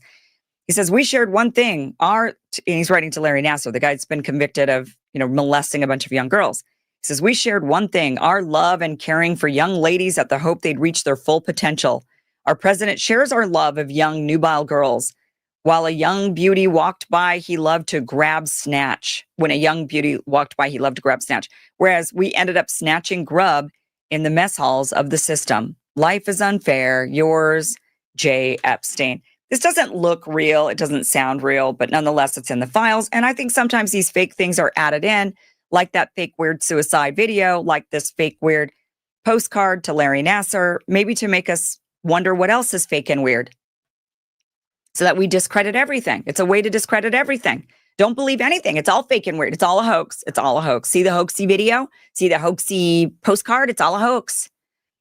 So the Department of Justice says this. The Department of Justice is currently looking into the validity of this alleged letter from Jeffrey Epstein to Larry Nassar, and we will follow up as soon as possible. In the meantime, 3 facts stand out. The postmark on the envelope is Virginia, not New York, where Jeffrey Epstein was jailed at the time. The return address listed the wrong jail where Epstein was held and did not include his inmate number, which is required for outgoing mail. The envelope was processed 3 days after Epstein's death. So probably fake. But again, why? Why is it included? Well, just to show you that not everything's real, and so you shouldn't believe any of it. Right? Don't believe any of this. Don't believe any of it.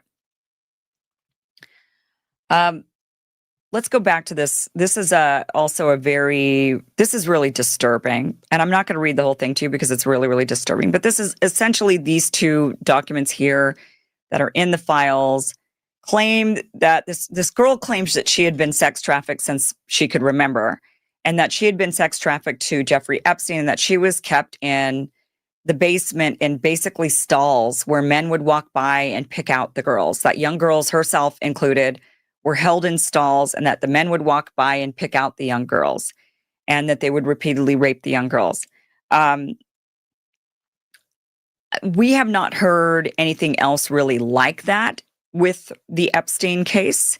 We've heard a lot of other stuff, certainly, that is bad enough. We haven't heard a story like this coming from any of the other victims, from what I can recall. So I don't know. You would think that other victims would come forward, but then again, maybe not. Maybe the girls that were stuck in these stalls in the basement are all dead. Certainly a lot of people are dead in connections to the Epstein files. So perhaps anybody, maybe they kept record of all the girls that they kept in the stalls in the basement, and all of them, and none of them are around to say anything anymore. I mean, that's possible. I am sure, but this is just something that you might hear about that was included in the files, but it does stand out as a bit strange from, it's not with the same pattern as what we've seen with everything else. Trump defends, Trump was asked, of course, about the Epstein files.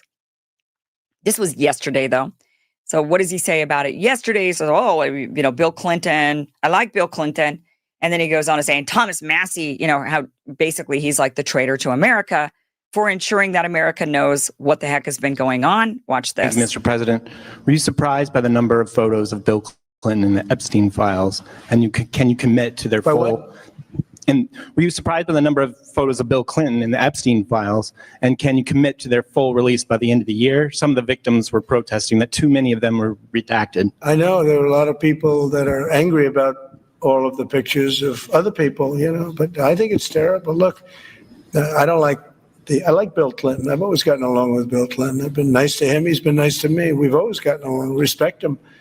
I hate to see photos come out of him, but this is what the Democrats, mostly Democrats, and a couple of bad Republicans are asking for. So they're giving their photos of me too. Everybody was friendly with this guy, either friendly or not friendly, but he was around. He was all over Palm Beach and other places. The head of Harvard was his best friend, Larry Summers. And Bill Clinton was a friend of his, but everybody was. I actually threw him out of Mar-a-Lago. And as a person that was in Mar-a-Lago, I threw him out. This is Mar-a-Lago. It's the hottest place I think it's the hottest place in the world, but it's the hottest place in Florida. And everybody would come here. He'd come here. We actually threw him out. But no, I don't like the pictures of Bill Clinton being shown. I don't like the pictures of other people being shown. I think it's a terrible thing. I think Bill Clinton's a big boy. He can handle it. But you probably have pictures being exposed of other people that innocently met Jeffrey Epstein many years ago, and they're highly respected bankers and lawyers and others, and they'll end up, because of guys like Massey, who's a real lowlife, whose polls are down to about 9%, by the way, in the great state of Kentucky. If you look at Kentucky, Kentucky is such a great place, but I don't know, they've got a couple of people on there that are very strange in terms of leadership, but Massey's a loser, and he likes it, and that he works with the Democrats. He's just being used by the Democrats, because what this whole thing is with Epstein is a way of trying to deflect from the tremendous success that the Republican Party has. So there he is defending Bill Clinton. And of course, because Trump is also in the files. So everybody needs to be defended. Nobody did anything wrong, don't you see? Everything's just fine. This is all it's just a distraction. It's just a hoax. Nobody did anything wrong, not even his buddy Bill Clinton. He didn't do anything wrong. Trump didn't do anything wrong. None of them didn't. Innocent people are being named. It's just terrible. It's terrible what's going on. It's all a Democrat hoax. And it's Thomas Massey, the one who demanded the transparency, the one who demanded the files are out there. It's Thomas Massey who's the big loser. The guy that's not implicated at all in having sex with young girls or being compromised or selling out to the state of Israel. That's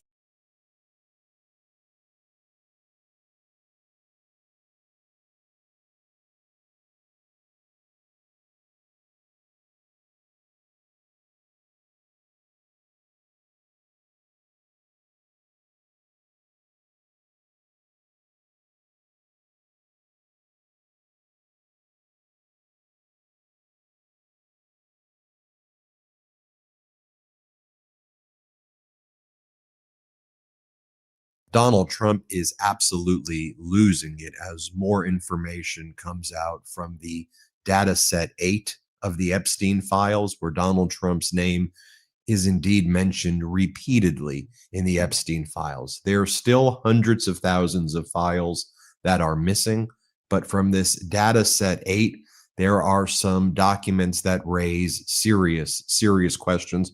I want to go through what it is that we are learning about, in addition to what I had previously reported earlier this morning, because we're getting a lot more right now. The Department of Justice just posted the following message. This is from the official DOJ account, and you see that they're serving as a law firm here, basically directly for Donald Trump, as Trump's own criminal defense or civil defense firm, essentially. Here is what they write. The Department of Justice has officially released nearly 30,000 more pages of documents related to Jeffrey Epstein. Some of these documents contain untrue and sensationalist claims made against President Trump that were submitted to the FBI right before the 2020 election. To be clear, the claims are unfounded and false. And if they had a shred of credibility, they certainly would have been weaponized against President Trump already. Nevertheless, out of our commitment to the law and transparency, the DOJ is releasing these documents with the legally required protections for Epstein victims. Now, part of this data set 8 included what appeared to be, we don't know for a fact because it was submitted for handwriting analysis, what appeared to be a letter right before or right around Jeffrey Epstein's alleged death by suicide, a letter sent to convicted sex abuser Larry Nassar. He was the Michigan State University physician and U.S. gymnastics team doctor who sexually assaulted all of those young girls. And we talked about this one. There's a lot of other documents I'm going to go through in this video, but let me just share this with you. Before I do that, I want to remind you, make sure you subscribe to the Midas Touch YouTube channel. We're on our way to 6 million subscribers. I want to try to hit that before the new year. And also check out MidasPlus.com. That's our Substack. So in dataset 8 of the Epstein files release, which was briefly posted on the website, taken down, and then posted again, there is a letter alleging to be sent from Jeffrey Epstein to convicted sex offender Larry Nassar. The letter, which is postmarked just days after Epstein dies, reads, "Dear LN, as you know by now, I've taken the short route home. Good luck. We shared one thing, our love and caring of young ladies. At the hope they'd reach their full potential, our president shares our love of young, nubile girls.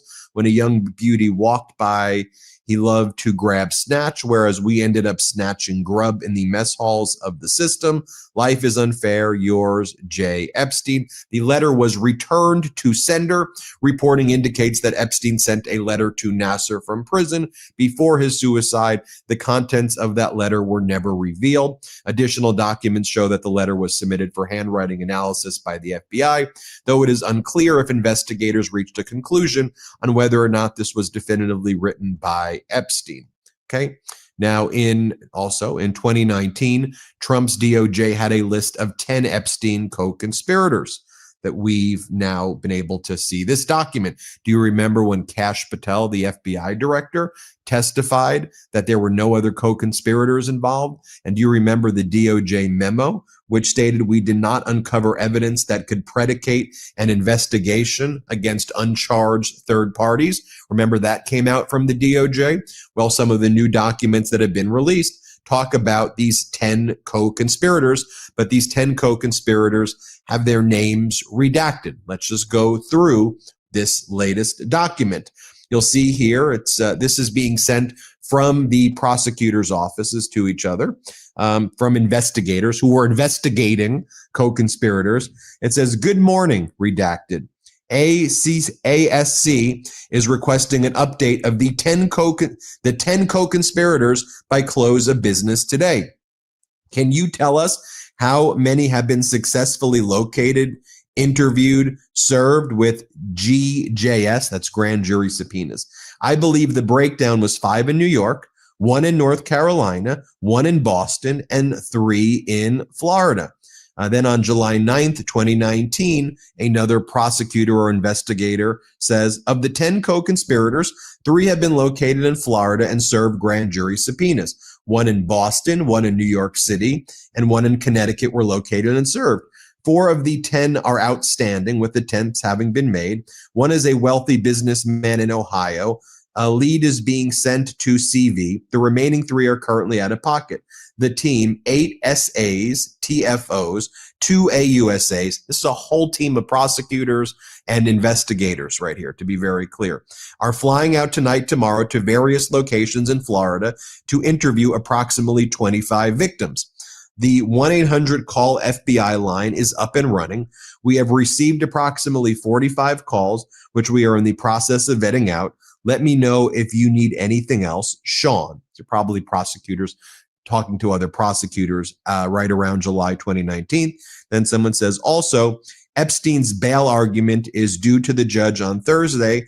The actual bail hearing will be on Monday. So also, where are all of these other victims interviews? Where are all these other FBI interviews? Because we know, for example, here, it's referencing 25 victims were interviewed. When was the last time you truly trusted the seafood you brought home? I used to question everything from nutrition and taste to sustainability until I discovered Wild Alaskan Company. Wild Alaskan Company grand jury subpoena was actually sent to Mar-a-Lago. You'll see right here from this new batch of Epstein files, it shows a subpoena to Mar-a-Lago in the investigation of Ghislaine. You'll see right here, take a look. Dated October 5th, 2021, to the Mar-a-Lago Club. We command that all and singular business and excuses being laid aside, you appear and attend before the United States District Court of the Southern District of New York in the borough of Manhattan in the Southern District at a specific time, November 29th, 2021. The Mar-a-Lago representative was ordered and compelled to appear before the Southern District of New York. Now, going back to these 10 co-conspirators, here's another email relating to that as well. This one's dated July 7th, 2019, and it says, "Redacted does not need to head out. We made contact with Redacted last night in New York. Contact was made with Redacted. Attempts were made to Redacted and Brunel. Redacted is confirmed to live in New York, but was away for the holiday weekend. We did not have a good address for Redacted, but attempts was made at a residence in New York. Attempts to Maxwell are being made in Boston today." And it said, "Redacted will be approached in Florida and Redacted in New York, but haven't as of yet. I don't know about Ohio contacting Wexner." So that appears to refer to Lex Wexner, apparently one of the 10 co-conspirators right there. They forgot to redact that, I guess. All these other redactions here appear not to be of the victims, but of the potential co-conspirators, it seems. And then it goes on to say, "When you get a chance, can you give me an update on the status of the 10 co-conspirators? Do we need Redacted to head out on?" Then this is Redacted. I'm not sure why these other things are being redacted right here. But you'll recall earlier this year, Kash Patel testified under oath that internal files contain no credible information about these co-conspirators. Let me just play for you what Kash Patel said so you can hear it in your own words. Here, play this. You could hear it in his own words. Here, play this clip. Who, if anyone, did Epstein traffic these young women to besides himself? Himself. There is no credible information. None. If there were, I would bring the case yesterday that he trafficked to other individuals. And the information we have, again, is limited. So the answer is no one? For the information that we have. In the files? In the case file. Now, another newly released record shows that investigators examining Steve Bannon's role in the We Build the Wall scheme, for which he was pardoned for by the Trump regime, and then later in the state case pled guilty, discovered a photo of Donald Trump and Ghislaine Maxwell on Bannon's phone in June 2021. You take a look right here, the subject, Ghislaine Maxwell photo on Bannon's phone. And here it is, June 11, 2021. Hi, Redacted. I hope you're well. I'm helping out with the responsiveness review for WBTW, We Build the Wall. And I've been looking through Steve Bannon's iPhone 7 on Cellbrite. That's the software they use to review. As I was going through the images from that phone, I found an image of Trump and Ghislaine Maxwell on Bannon's phone. See screenshot from Cellbrite attached. Where's that photo? I discussed with Sonny, and we wanted to flag this for you in case it was of any importance. Since you are both on the case, please let me know if you'd like anything further done with this. Thank you so much. Then it goes on to say, thank you so much for flagging. No need to do anything with this one, but thanks for letting me know. And do let me know if anything else pops up right there. So that's that email. Then there was this email, which I previously talked about, but I want to share with you right now. It says, this is from January 8th, 2020. It's from a federal prosecutor in New York to another federal prosecutor in the Southern District of New York. And it says, for your situational awareness, wanted to let you know that the flight records we received yesterday reflect that Donald Trump traveled on Epstein's private jet many more times than previously had been reported or that we were aware of, including during the period we would expect to charge in a Maxwell case. In particular, he is listed as a passenger on at least 8 flights between 1993 and 1996, including at least 4 flights, which Maxwell was also present. He is listed as having traveled with, among others, and at various times, Marla Maples, his daughter Tiffany, and his son Eric. On one flight in 1993, he and Epstein are the only 2 listed passengers. On another, the only 3 passengers are Epstein, Trump, and then 20-year-old, and this is redacted. On 2 other flights, 2 of the passengers, respectively, were women who would be possible witnesses in a Maxwell case. We've just finished reviewing the full records, more than 100 pages of very small script, and don't want any of this to be a surprise down the road, and that is another redacted message. Now, this was also in the FBI file that was produced, and again, I want to be very clear that these are simply statements that were taken. They are not to be construed at all for the truth of the matter asserted. This is simply, I'm reporting on it to simply say this was in the file, and that's the only way this should be received, that this was in the file. I'm reporting on a newsworthy event, as is my First Amendment right, and I am not in any way making any characterizations about the allegations here. I want to be very clear, as we always are here, about that.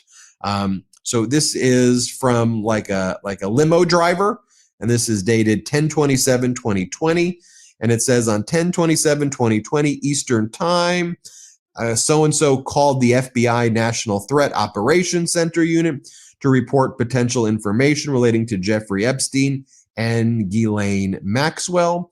And it says blank asked about his time driving a limousine for 2 years in the Dallas-Fort Worth area. During blank's time as a driver, he had met Donald Trump. Blank noted he picked the president up in 1995 and took him to the DFW airport. Blank reported some of the things that President Trump had spoken about during the ride while on his cell phone were very concerning. Blake reported he was a few seconds from pulling the limousine over on the median and within a few seconds of pulling him out of the car and hurting him due to some of the things he was saying. As caller chose not to, noted that Trump continuously stated the name Jeffrey while on the phone and made references to abusing some girl, was unsure who he was talking to, nor was he referencing. As Blank talked about his time meeting Donald Trump, Blank's immediately demeanor went stone cold. As Blank stated, someone raped me, said Blank, what as replied, Donald J. Trump had, then it goes on to say things. This is just, I want to be clear, this is just in the file. And so you can see that that's in the file right there. There was another message that I wanted to share with you as well. This is from someone who talked about potentially going to a party, and the person mentions that this party was at a location where there were potentially prostitutes at, and they were prostitutes potentially at the party. Let's pull it up right here. It says a victim, it's unclear, it's redacted, claimed that a woman named Ghislaine Lisa Villanueva told her that the party that Trump invited them to at Mar-a-Lago was for prostitutes. And again, I'm just simply showing you, not at all, want to be clear, not showing you this for the truth of the matter asserted. I'm just showing you that this is in the file. On October 9th, 2020, it says, I met Lisa Villanueva at the hospital where they were roommates in 2000. Villanueva now goes by Ghislaine Lisa Villanueva and sells real estate in Irvine, California. Villanueva took Blank back inside. Someone told the party that Donald Trump had invited them all to at Mar-a-Lago. Blank told Villanueva she wanted to go, but Villanueva told Blank that it wasn't the kind of party. It wasn't that kind of party. It was for prostitutes. Blank hasn't spoken to Villanueva since 2002. So that's where we're at right now with the additional information that's in there. Again, you can be a discerning audience and you can look at those and you could assess it for yourself. I read for you what the FBI says under Pam Bondi and Kash Patel. They say these things are false. They want to make it very clear that these are false and salacious. You come up with your own conclusions.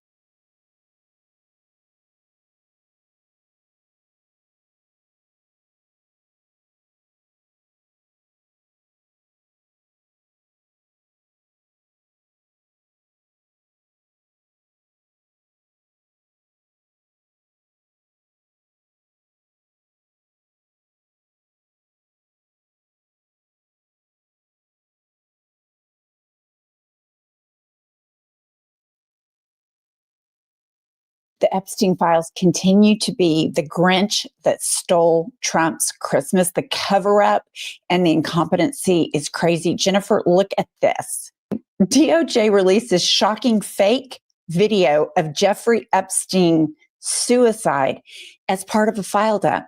What in the world is this? I mean, I haven't watched the news in 24 hours, listener, and I told Pumps, just gather up, the most recent crazy news stories for this Christmas, week drop of iHip News. And I'm just speechless. It's just insane that this stuff just goes on, and it's just not met with that much resistance. Absolutely. And here's the thing. I watch a lot of true crime. So I feel like that if I were as big of a corrupt criminal committing Trump administration official like Pam Bondi, who's been corrupt for decades, I could cover this shit up better. Like, the cover up is so terrible. They have 1,000 FBI agents on it, all, doing all this nefarious redacting. And they release the fake suicide video. And they also release this. Okay. So Republicans Against Trump publishes a report from an attorney at the Southern District of New York, wherein the email says, in a January 2020 internal email, an assistant U.S. attorney in the Southern District of New York wrote that flight records showed Donald Trump traveled on Epstein's private jet many more times than has been previously reported, or that we were aware, including during the period we would expect to charge in a Maxwell case. So this whole thing about I wish her well is coming to fruition. As we have said over and over, Trump is ass deep in the Epstein files. He's friends and a co-conspirator with Ghislaine Maxwell. And the cover-up is so bad that 1,000 FBI agents weren't able to redact this. And then, of course, they pulled it down. Once they released it, they figured it out and they pulled it back down. But the question is, are you surprised at all that Trump and Maxwell are all buddy-buddy? No, I thought that was well known. Well, isn't it? Well, he's acting like, oh, well, my DOJ went down there. I mean, I don't know her that well. We weren't that good of friends. I mean, he lies and lies and lies about it like it's a casual, hi, I saw you at Mar-a-Lago. I think the thing about the Epstein file for me is this, there were the people who participated in what Jeffrey Epstein was doing, which was raping children. Mm-hmm. And then there are the people that knew that he did this and didn't say anything. They just accepted it. And it's also a microcosm of what's happening right now. Like, these powerful people are doing all of these horrible, nefarious things. And there are people that just go along with it. And then I think another thing that's really been devastating when I think back on this entire year is just how many villains are rising in this. It was just Trump. Right. Like in his 1.0. And there were some other dicks in his administration, but they all kind of left him and had it, dust up with him and then went out and wrote books.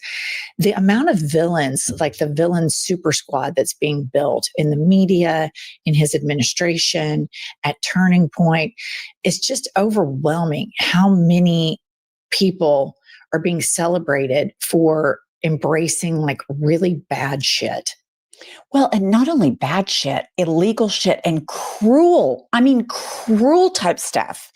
They love to see people shackled and people with masks ripping families and children apart. Like, I feel like they like it. And that's the most terrifying thing. And you're right. The whole cabinet's a bunch of villains. Howard Lutnick, Nutlick, as we like to call him, he knew what was going on with Epstein because he was over there one time. He goes out when all this is, in the middle of being released and they're fighting about it. And he's like, yeah, everybody knew that, he bribed people because he had sex tapes on him recording in the bedroom. And I'm like, you're in Trump's cabinet. You were his next door neighbor and you were fucking fine with it, Howard. I mean, it's just bananas. But of course, Trump, he's just, he doesn't like it that people are still talking about Epstein. In the little dick energy Department of War, he and Pete Hegseth make this huge announcement about all this money they're spending. And then he gets asked questions about Epstein. He gets real mad about it. Here we go. Like, for instance, today we're building the biggest ships in the world, most powerful ships in the world. And they're asking me questions about Jeffrey Epstein. I thought that was finished. I believe they gave over 100,000 pages of documents. I thought that was finished. He thought it was finished when he was campaigning, saying, we're going to release the Epstein files. We're going to drain the swamp. It's the deep state covering up. He is the deep state. He is the swamp. He is in these. And the fact that some people refuse to believe how deeply he and Jeffrey Epstein were embedded is really fucking gross. But the absolute audacity, I thought that was finished. Like, what? Yeah, this man is just, as we end this year and everything that he has done has become more and more normalized, I think it's broken more and more facets of society, from people in government to people in our personal lives. And it's going to take generations to recover from this. But I think I read that like all authoritarian cults have like these components of sexual depravity in them, and this is the component of Trump. I mean, this whole cover up, and I think you have one side that says release it. We don't care if it's Democrats, we don't care if it's Republicans, we don't care if it's bankers, lawyers, powerful people. Let's expose the entire thing. Trump, I read an article about a week ago that the people who have donated to his ballroom and or his inauguration, they've all received all of these quid pro quo benefits. And there's number one, that's gross. But number two, I'm glad there's a list of all of these people that are willing to side with oppressors and fascists. And we have a list of who these people are, juxtaposed to the actual United States citizenry and the customer base. And I just think as we head into the new year, there are two focuses that we can have. Number one, it's a midterm year, and doing a huge get out the vote campaign. I mean, month after month after month, really getting everybody riled up about going to vote. And number two, these boycott lists. Yeah. Like the people who are going to bend the knee to this man who is covering up for a rapist, a child rapist. And at the same time, they are stamping out media. And media has been so important when government institutions have failed. For example, the Boston clergy, all of the priests in Boston that raped little boys. The Boston Globe uncovered this and covered in journalism how the priests were moved from one space to another. The same with the tobacco industry, the same with Watergate. So at the same time they're doing all of this illegal stuff, there's one thing that we have left, which is the media, investigative journalists, which you and I are not. Right. And these people work so hard getting the facts right. And he has like Larry Ellison and Barry Weiss and all of these dipshits, not to mention Fox, that are stamping out that one last thing that we have to hold people accountable. But I will say, and you've interviewed him a couple of times, Robert Garcia seems to be doing a really good job holding feet to the fire. Ro Khanna, and surprisingly, a couple of Republicans, it's hard for me to say it, but you have to give credit where credit's due, Massey and March. Yeah, hate to do it. Okay, that's a perfect transition to this next headline from Barry Weiss and CBS News. As you referenced, no longer the fourth estate. It is now state-run media. So NPR is reporting that CBS News chief Barry Weiss pulls 60 Minutes story sparking outcry. And here was her excuse. Put this up. Weiss told colleagues, this weekend the piece planned for Sunday night show could not run without an on-the-record comment from an administration official. She pushed for 60 Minutes to interview Stephen Miller. He didn't answer. Here's the thing about that. That is complete and utter bullshit. All you have to do is ask them to comment, either on or off the record. Katie Couric, who was the first female ever to be on anchor at primetime news, she says it is disgraceful. What CBS has done is disgraceful. There's no autonomy for these journalists. This is what happens when the administration and the business of a media company overlap. It is stunning to me that this was the excuse. Well, and it's my understanding the original journalist from 60 Minutes asked the administration for comment, and they did not comment. And that speaks volumes. And they left that there, that, you know, this administration tortured people. Only 3% of the Venezuelans sent to CCOT were violent criminals. 3%. So 97% people with either no criminal record, a lot of them had no criminal record in this story, were sent to CCOT. They were tortured. They were sexually abused, all done by the United States of America. Government had an opportunity to respond and the government didn't. And that is the response. That is the power in that. Right. Bari Weiss is trying to both sides torture. And I read a little email that she sent where she said, I've included Stephen Miller's phone number here because we need to go do more stuff here. So she tried to spike this story, but she's so incompetent, Pumps, that she didn't realize that one of the affiliates in Canada already had it programmed to go out. And they went ahead and released it. And so this entire episode is online. And I encourage everybody to go and find it and watch it. And to Americans, I want you to realize this. We were denied our First Amendment right in watching this story. Canada got it. So when you hear all of these MAGA people talking about freedom, we're for freedom. America's for freedom. We're for the Constitution. We're for the First Amendment. It's bullshit. It's total bullshit. And I really, over the break, I'm going to dig into Bari Weiss because she is basically a billionaire fluffer. This woman at some point had some fake university in Austin. She made a statue of herself. I'm going to dig deeper into it later. We need to completely do an expose on her, but I just want to remind everybody that the people right now who are bending the knee to these billionaires and the people that are abandoning working class Americans, abandoning our country, abandoning the pillars that hold everything up together, it's not going to age well. So all of us here in this YouTube channel right now, we have built a community that we want to build other people up. When you are in a big multicultural city, you realize, oh, this is cool. This is really neat. The Bari Weisses, the Larry Ellisons, the Stephen Millers, the failed drag queen J.D. Vances, the Moses Mike Grinder Johnson. These people want cracker, boring snooze fest. And they have kissed ass to this despicable man who is barely competent. You played a clip of him earlier. He's barely competent, slurring. It sounds like he's got marbles in his mouth. But it just is terrifying because they're looking at what they want to set up after him. Right. And what they want to set up after him is a North Korea style bullshit. Bari Weiss is a disgrace to journalists. What she did to these journalists at 60 Minutes, apparently they worked 6 months on these stories, rigorously fact check.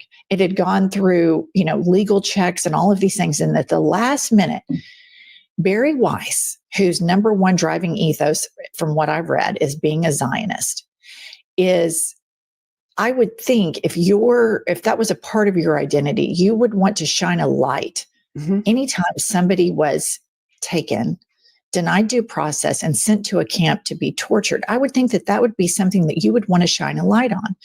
And if the torturers and the kidnappers of this said no comment, then that speaks volumes that they're saying, yeah, we did it and we don't care to reconcile it.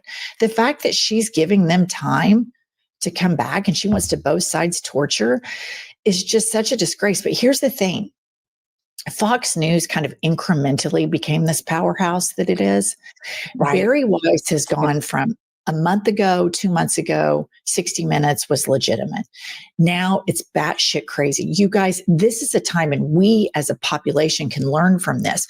Boycott Paramount, boycott all of their sponsors, particularly one that I have a bee in my bonnet about is Bank of America, because Bari Weiss has a town hall, has feminism ruined women, sponsored by Bank of America. Bank of America, I would assume that half of their clients are women.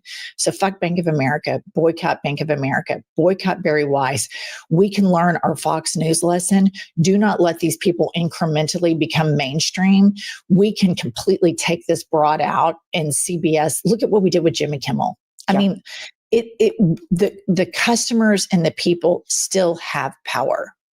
Yeah, I've already canceled my Paramount prescription. I was like, okay, I'm out. No more. Okay, one other thing that I forgot to tell you is while we saw all this stuff from Jeffrey Epstein, he's writing letters to Larry Nassar. The the gymnastics? the gymnastics coach at Michigan State that sexually molested girls on the U.S. national team. Jeffrey Epstein. Jeffrey Epstein wrote letter to Larry Nassar. I read it. Are you serious? Yeah. That's how twisted. What did it say?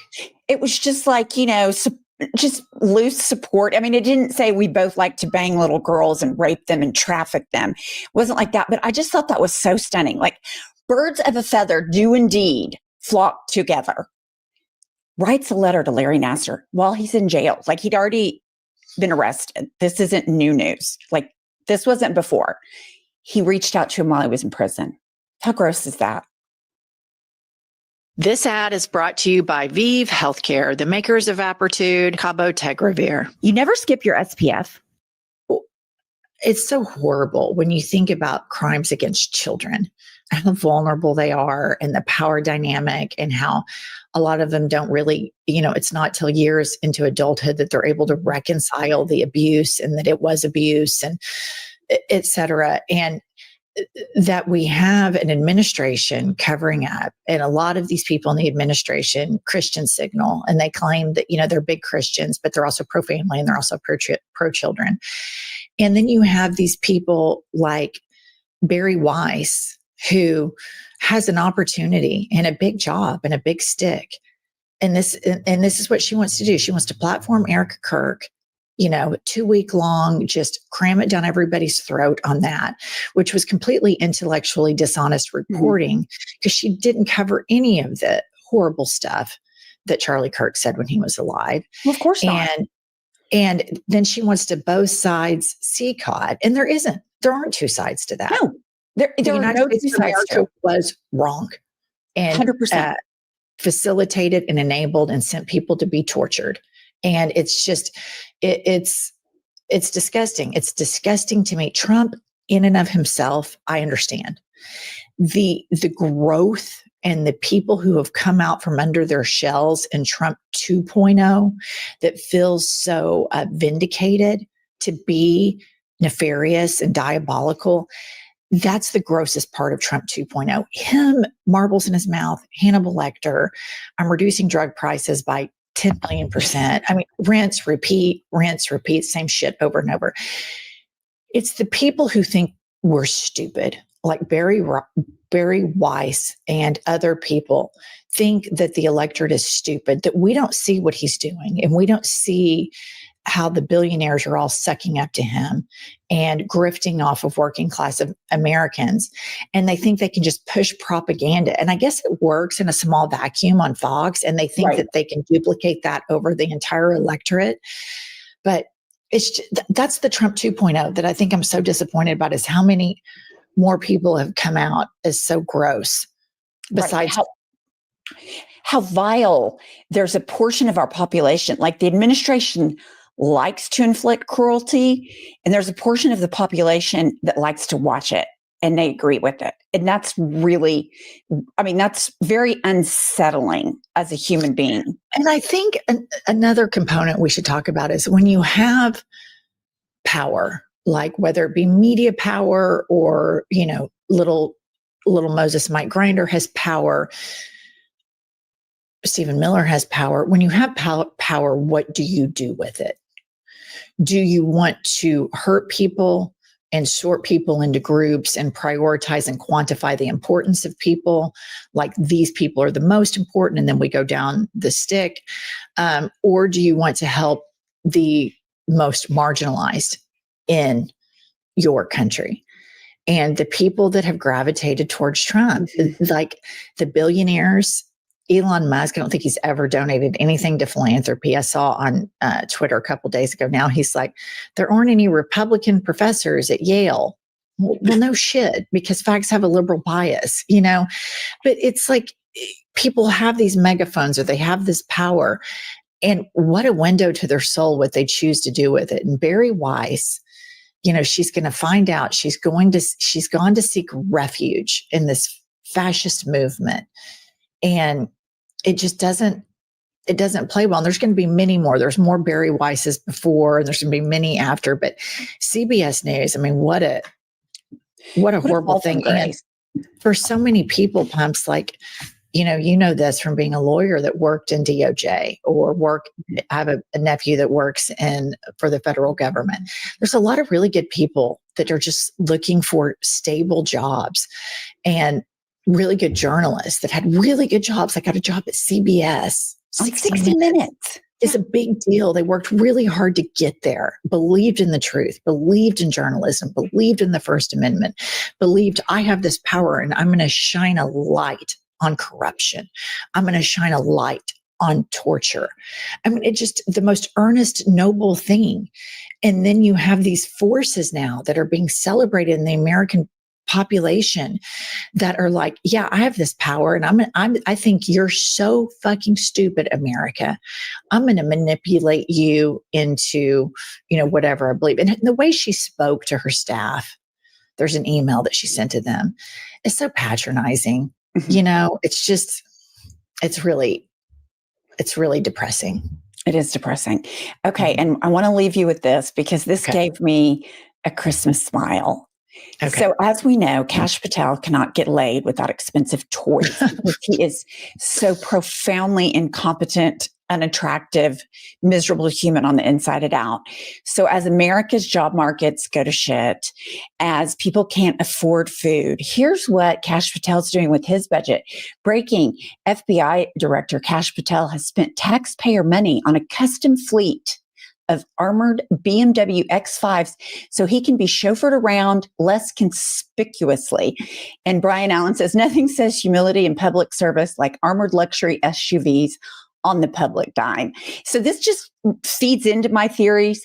He can't get laid without a private jet. He has to have all these armored BMWs because without expensive toys, he simply just sucks. That's what he does. He just sucks. Well, one note I would make here is this is the America First movement. Right. They're buying German cars. I mean, I don't care so much about that, but I do think, I guess maybe I do a little bit. I do think the American government, all of the vehicles and everything that they buy should probably be American made. I mean, that makes sense. We have Chevrolet, Ford, whatever. But, Kash Patel is such a, what do you say about Kash Patel? I don't even know. When you talked about earlier about the FBI having 1,000 agents redact all this stuff, I read somewhere, and I can't remember the source, but I'm sure you all have read this too, that the FBI is so eroded right now that like the only reason they found the Brown University shooter who was linked to the MIT professor, which we need to dive into that. That's really weird. I haven't read enough about that, but was because of a Reddit thread. Because the FBI has been so taken off, they're taken off of their cases, and they're either working on like deportations or this Epstein shit. And so it's not even really exactly. Exactly. They're not looking at domestic terrorism. They're looking for Antifa. That's what they're doing with our tax dollars. Which is like everybody that watches, all of us, the Allied forces, everybody's anti-fascist except for Tweedledee, Tweedle dipshit, Barry fucking Weiss. And it's just, I don't know. I'm just in a foul mood today.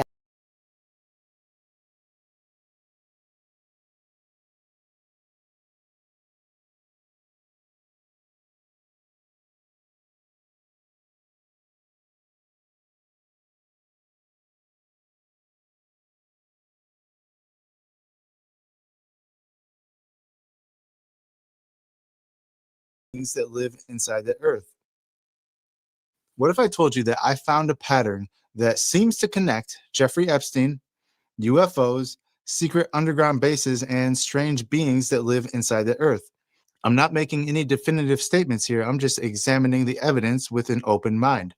So real quick, guys, before we get into this video, I just want to let you all know that this will be the last video I make, at least for like a week or so. And there's a possibility that there won't be a new video until after New Year's, but we'll see. I'm going to try and make one about a week from now, but we'll see what happens. While I'm gone, if you guys want to support the channel, please go back, watch my older videos. Most of my videos aren't time sensitive, so you can get stuff out of them no matter when you watch them. If they're made 5 years ago, 1 year ago, 3 years ago, a month ago. It doesn't matter. Most of my videos are not time sensitive. So please support the channel while I'm gone. Go back, watch some of my older videos, comment on them, hit the like button, and share them. So with that being said, I want to pick this video up in 2004 when a young South African woman named Juliette Bryant woke up paralyzed on an examination table. And we talked about her last time. She's the one who said she witnessed Epstein turn into a monster, into like this lizard, into like a reptilian being, something, indicating that he was like a hologram of himself. But behind the Jeffrey Epstein facade is something else, something more ancient, something darker. And what we're going to talk about today directly correlates with that, but it takes it one step further.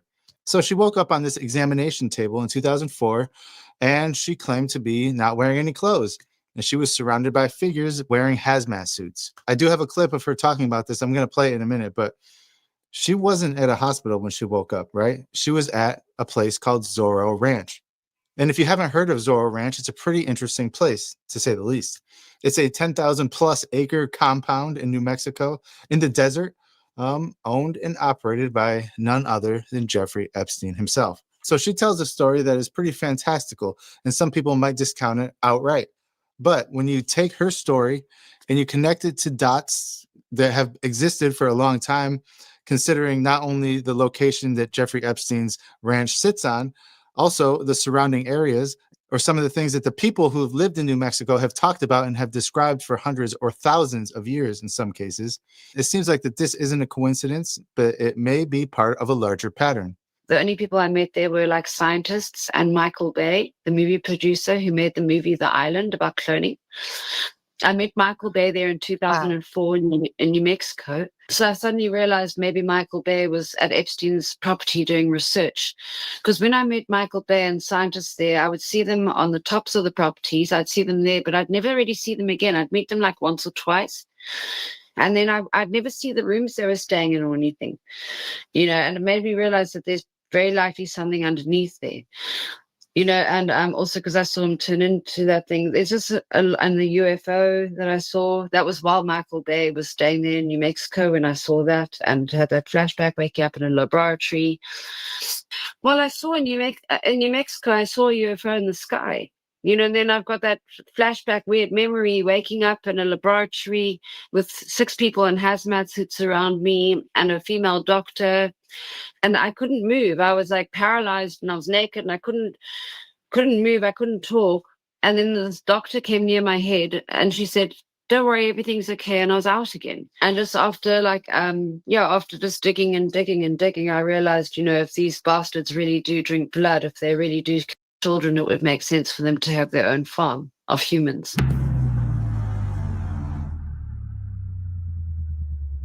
So going by her story, by her testimony, by what she saw or what she claims she saw, why would a man like Jeffrey Epstein, a man who came from nothing by all accounts and somehow amassed this large wealth of billions of dollars, why would he build a massive compound in one of the most UFO active regions on planet Earth? You think it's any coincidence that his ranch sits in a place that, let's just say, it's riddled with stories and tales of underground bases corroborated by the people who live there, as well as the native tribes who have occupied that territory, that land for millennia, as well as scientifically documented cave systems that are some of the largest in the world. And when you take all that and you include the fact that the people of New Mexico have talked about strange occurrences, strange sightings, strange happenings in that land for millennia, well, I think it starts to paint a bigger picture of something that may have been happening there that Epstein might have been connected to. Well, let's just say it would be a really good reason for them to keep these files hidden and to redact everything. Because if this stuff came out, if it's true and it comes out or it came out, well, it would change everything. All right. So I want to ask you the question today. Was Jeffrey Epstein connected to something that's happening beneath the surface of New Mexico?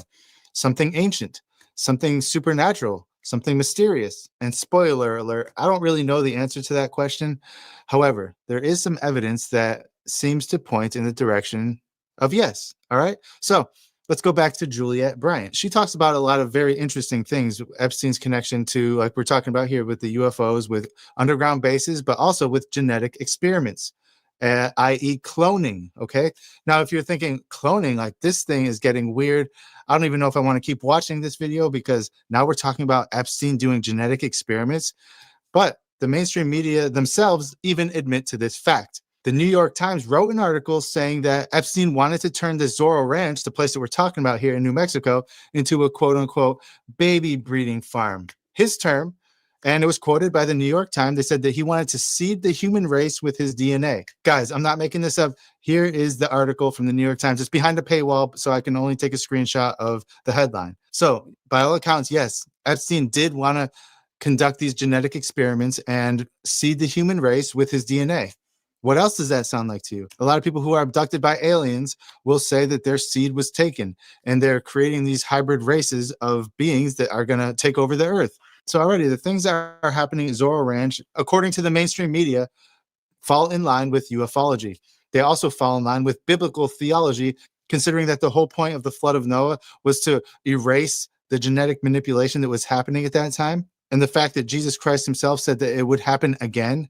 So the fact that Epstein was dabbling in this genetic experiment that he was doing, or these experiments, I should say, is concerning to say the least. But here's the thing, guys. Julia's testimony, it goes further. She believes that her eggs were harvested, that genetic experiments were taking place beneath the property, and that there were scientists involved. And she believed what happened to her was connected to something larger, something bigger than just one man's crime. And if this is true, like I said before, we can't verify it. We don't know if it's true. However, if it is true, that would explain the reason why this whole Epstein files release that just happened was a scam, why they gave us all these redacted files and blank pages, because they're covering up something. They're covering up something that goes far beyond the surface level things that we hear about. And it's way darker than anybody would like to admit. So the real ultimate question here is this woman, Juliette Bryant, telling the truth? Honestly, guys, we don't know. All right. We can either agree with what she's saying, we can either believe what she's saying, or we can deny it, right? Because ultimately, she was there. It wasn't us. We don't have this firsthand experience to talk about. It was her. But when you connect what she was saying to the overarching story of New Mexico in general, and some of the things that have been reported in New Mexico, not only by people who have seen things, but by the Native American tribes themselves, it seems to paint a larger picture that, yeah, maybe all of these things are correlated and do have connections that are hidden from the public. All right. Again, we don't know for sure, but best that we can do is take the evidence that we have available to us, examine it, use logic and critical thinking to see if there is any patterns that can be identified. And the answer is yes, it seems like there are. So we don't know if Julia is telling the truth, but we do know that she was compensated by the Epstein Victims Fund, right?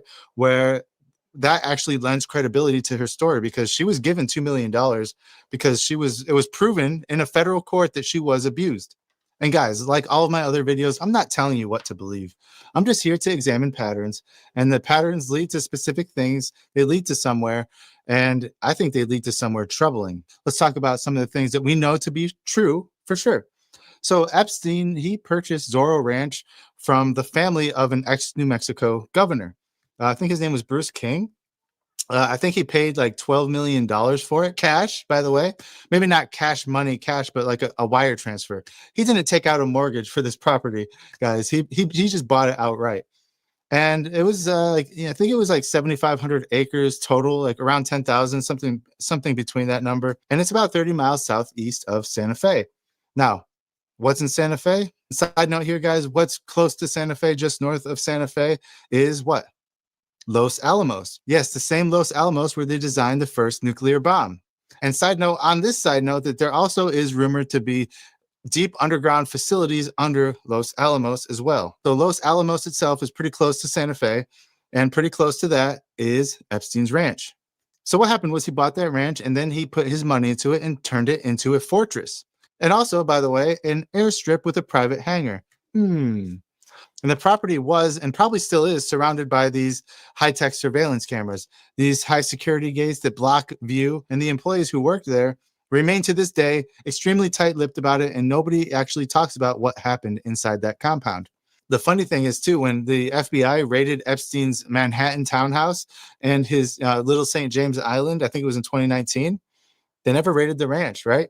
Despite multiple survivors indicating that the ranch was indeed a location of abuse, it was never raided. So why didn't they raid the ranch? Okay, at least publicly, and maybe they did privately, or maybe they already knew what was going on at that ranch, so they didn't have to raid it because they're the ones who are running the operations there. Why would a man with unlimited resources, to say the least, build his, I mean, I think it was his largest property. I think it was actually bigger than Little St. James, bigger than the whole island, if I'm remembering correctly.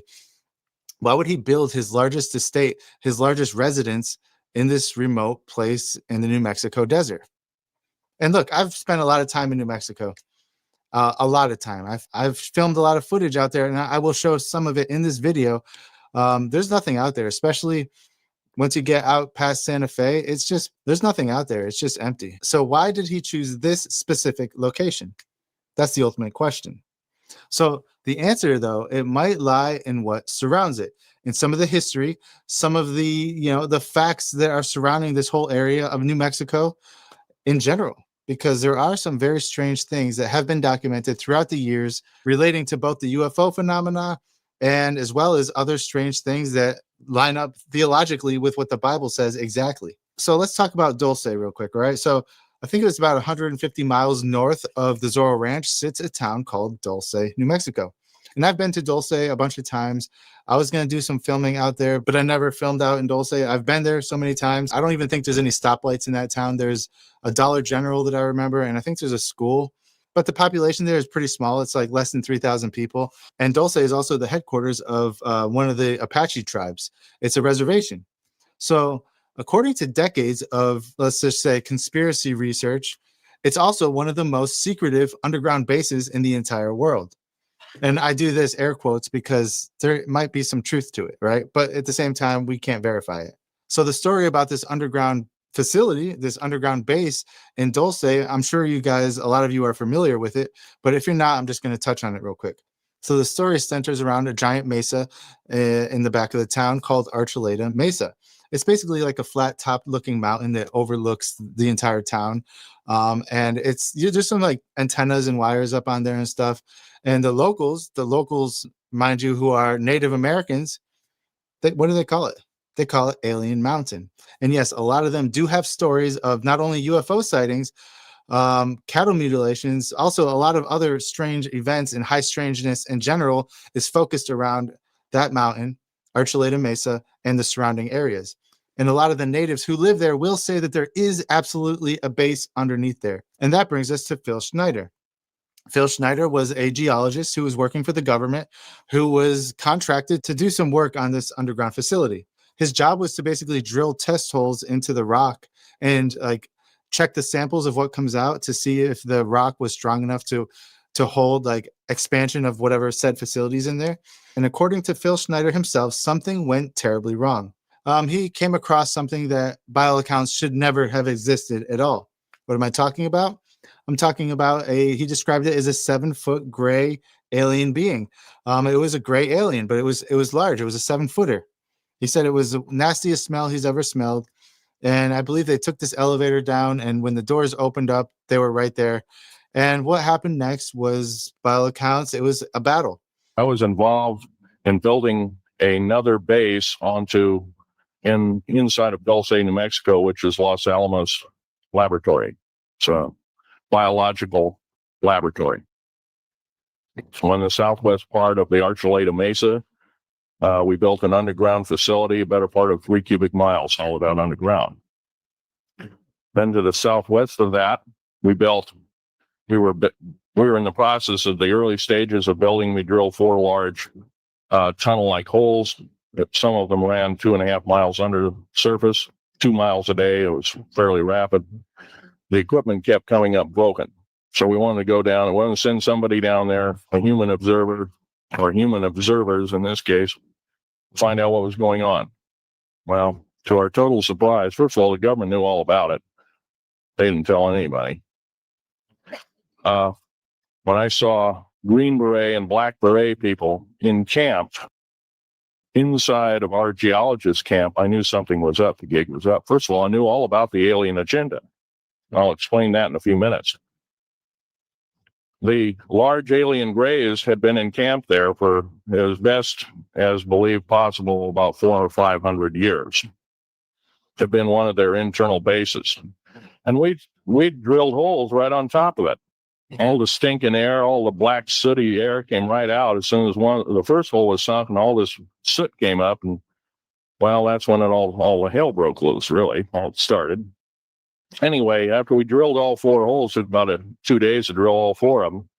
And when you build a underground base, you drill 4 basic holes, and then you build called stopes or cross member holes across, and you use blasting equipment and special blasting equipment by the analyzation of the rock formation, and you literally blast out or tunnel out or deflagrate or melt rock out to build the large rooms that are required for this underground base. Well, in this process, I was lowered down the basket of one of these holes, and about from me to this elderly woman here in the front was sitting a 7-foot-tall alien gray. The stench was worse than the worst garbage can you can imagine. The person or the entity was absolutely horrible. I didn't waste any time. I reached for my pistol. At that time, as an engineer, I didn't have time to carry all the folder, all of one of these big submachine guns that all the sea spray and the yellow fruit and all the outer perimeter and inner perimeter security people carried. I carried a little Walther PPK pistol with a 9-shot clip. This was in late August of 1979. Now, you got a regular suit of clothes, you got a regular clothes on, plus you're in almost like a spacesuit environment, and you're reaching for a gun. It's not the easiest thing to do, and then to pop a clip in it and start shooting. And I killed 2 of them. Yes, they're mortal and they do die. However, in the process, one of them did this. All I remember is that he just kind of waved his hand in front of his chest, and the next thing I know, this blue beam hit me and just literally opened me up like a fish, and burnt my fingers right off of me. And it was some form of electrical force, because the kind of like being hit by a lightning bolt burned all my toenails off of me. Completely crispy crittered my left foot, burnt the shoe right off of me. All I remember is the smoking remains, and I'm still conscious, but in and out of, I didn't remember much. And there was a Green Beret that was right behind me, risked his life. In fact, he died, but he risked his life. He shoved me back in the basket and hit the button and took me up. I wouldn't be alive talking to you today if it wasn't for him. So long story short, Phil Snyder was his life was ended in his apartment. And when they found him, there was a catheter that was wrapped around his neck that ended up causing him to not live anymore. The official ruling was, you guessed it, he S-worded himself, okay? But here's the thing. His ex-wife said that that's impossible because Phil had no fingers on one hand. For 2, he had very limited mobility in his shoulders, making it basically physically impossible for him to do that to himself. And a lot of his friends are convinced that he was taken out as well. And a number of people that he worked with were also taken out as well. So it wasn't just him. The whole cluster of people that were working on this operation were all removed at the same time. Now, let me be clear, all right? Like I said, none of this stuff can be verified. There's no actual evidence that the Dulce base exists. There's been no government documents. There's been no whistleblower testimony that can be independently verified, right? Because, I mean, Phil Schneider is the only one.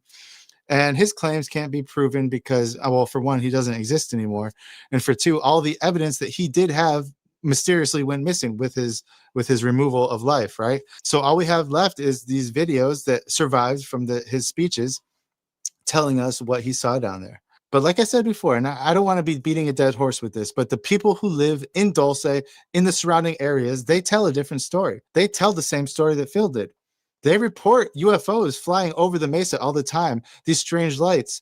They also report strange military activity there. And mind you, closest military base from there is pretty far away. It would be, I think it's in Albuquerque. But the people who live there report constant strange military activity, as well as strange lights and high strangeness, similar to the things that happened at Skinwalker Ranch. I mean, there's been verified cases of unexplained cattle mutilations going back to I think it's the 1970s in that area, okay? And all the residents there, and if, by the way, if you're watching this and you live in Dulce, around Dulce, or you know somebody that does, give us a story. You know, am I accurate in my depiction of the local legends surrounding these mountains, these underground bases? Is there actually something happening there? Because by all accounts, the locals who live there, they have this persistent like sense that there is something happening beneath the mountains that cannot be explained, or can they? Now, let's take a look at some factual things that we can actually verify, because there are some strange things that kind of coincide with the whole story of the underground bases in New Mexico, because New Mexico itself contains some of the largest cave systems in the entire earth, and also some of the most restricted cave systems on earth as well. And this is not conspiracy theory, guys. This is fact. It's scientific fact that you can even look up yourself. So let's start at Carlsbad National Park, which is it's a little bit south of Roswell. It's about an hour south of Roswell, and it's one of the largest rooms. It's one of the largest cave systems in America, but also in North America and in the world. And it's big room. They call it the big room. It is literally one of the biggest underground chambers in the entire world. And I have some footage of there because I went there and I filmed the whole thing. I'll put the footage on the screen right now. What you are seeing comes from inside the big room at Carlsbad National Park. So while Carlsbad itself is huge, if you've been there, you know it's a massive place. You can walk down through there for miles. It's a really huge place. You'll notice something, though, if you go there. You'll notice that there are a lot of paths, a lot of offshoots that are sealed off. And not only that, most of the cave is sealed off. They only let you in like the major parts in the big room. But most of the passages that go deeper are sealed off, and you're not allowed to go in there. You can pay money to be escorted with a park ranger through some of these systems, and they have these wild caving tours where you know, you pay money and you get a tour guide that will take you into some of the parts that are more inaccessible. But they don't let you explore the whole thing, for one, and for two, they don't even know how far it goes because the whole thing hasn't been explored. And attached to Carlsbad itself is a even more significant cave that has never been opened to the public. In fact, it's one of the most significant and awe-inspiring caves ever discovered in the history of humanity. This cave is called Lechuguilla. Now, this place is amazing, and it was discovered, I think it was in 1985, 1986, when cavers that were exploring some of the Carlsbad's passages, they broke through like a false wall, basically, and they found passages that extended farther than they thought existed. And furthermore, they were walking passages that by all accounts go over 150 miles underground. And this cave hasn't been explored fully either. So that's only what they kind of know that exists. They estimate that there's way more that is undiscovered that will probably never be discovered because it's too deep, it's too dark, and it goes way too far for people to actually try and figure out how far this thing actually goes. So Lechuguilla goes, I think it's like 2,000 feet under the surface. And it is, by all accounts, the deepest limestone cave in the United States of America. And access to Lechuguilla, completely restricted. You can't go there. I can't go there. It's only approved researchers, scientists, and like spelunkers who get the whatever passes they need, survey teams, and government officials who are allowed to go inside. Let's see if I can find some pictures of Lechuguilla because this place is insane. And remember, it's connected to Carlsbad. So the passages that are in Carlsbad connect to Lechuguilla that go for 150 miles. And there's also other cave systems that seem to connect to the other ones, although there has never been connections made publicly that connect Lechuguilla to, let's say, the one that's underneath Ruidoso, which is also an extremely large cave system that is sealed off to the public, which is only about an hour, I think it's like northwest of Roswell. And if you follow the logic here, it seems to indicate that these cave systems connect to each other and they extend farther than anybody can imagine and deeper as well. Let's get back to Lechuguilla real quick before I move too far. All right. So the formations at Lechuguilla are so fragile that scientists say even like the breath of a human can damage them. Okay. There's these huge crystals that are the size of buildings. But here's what's interesting. Because scientists have discovered inside Lechuguilla that there are bacteria that can survive without sunlight. They feed off of minerals in the cave, like sulfuric compounds. And some of these organisms have never been found anywhere else on the earth. And furthermore, some of them are even resistant to modern antibiotics. So what I'm saying here is that this bacteria, it does demonstrate that it is possible for organisms to live underground in these dark places that have never seen the sunlight. And furthermore, the Bible says the exact same thing, but the Bible doesn't talk about bacteria living underground. It talks about beings, about creatures, and creatures that live underground that are under the authority of Christ. But we'll get into that in just a minute. Because yes, the Bible does say that there are beings living underground. Paul uses the word subterranean. All right. So again, let's back up. The researchers at Lechigia admit that they've never mapped the full cave and that there is wind that comes from inside the cave, indicating that there is an opening somewhere else. They've just never found it. Now consider the geography of New Mexico. Carlsbad sits on the southern part of New Mexico, kind of near Texas. It's like the southeastern part.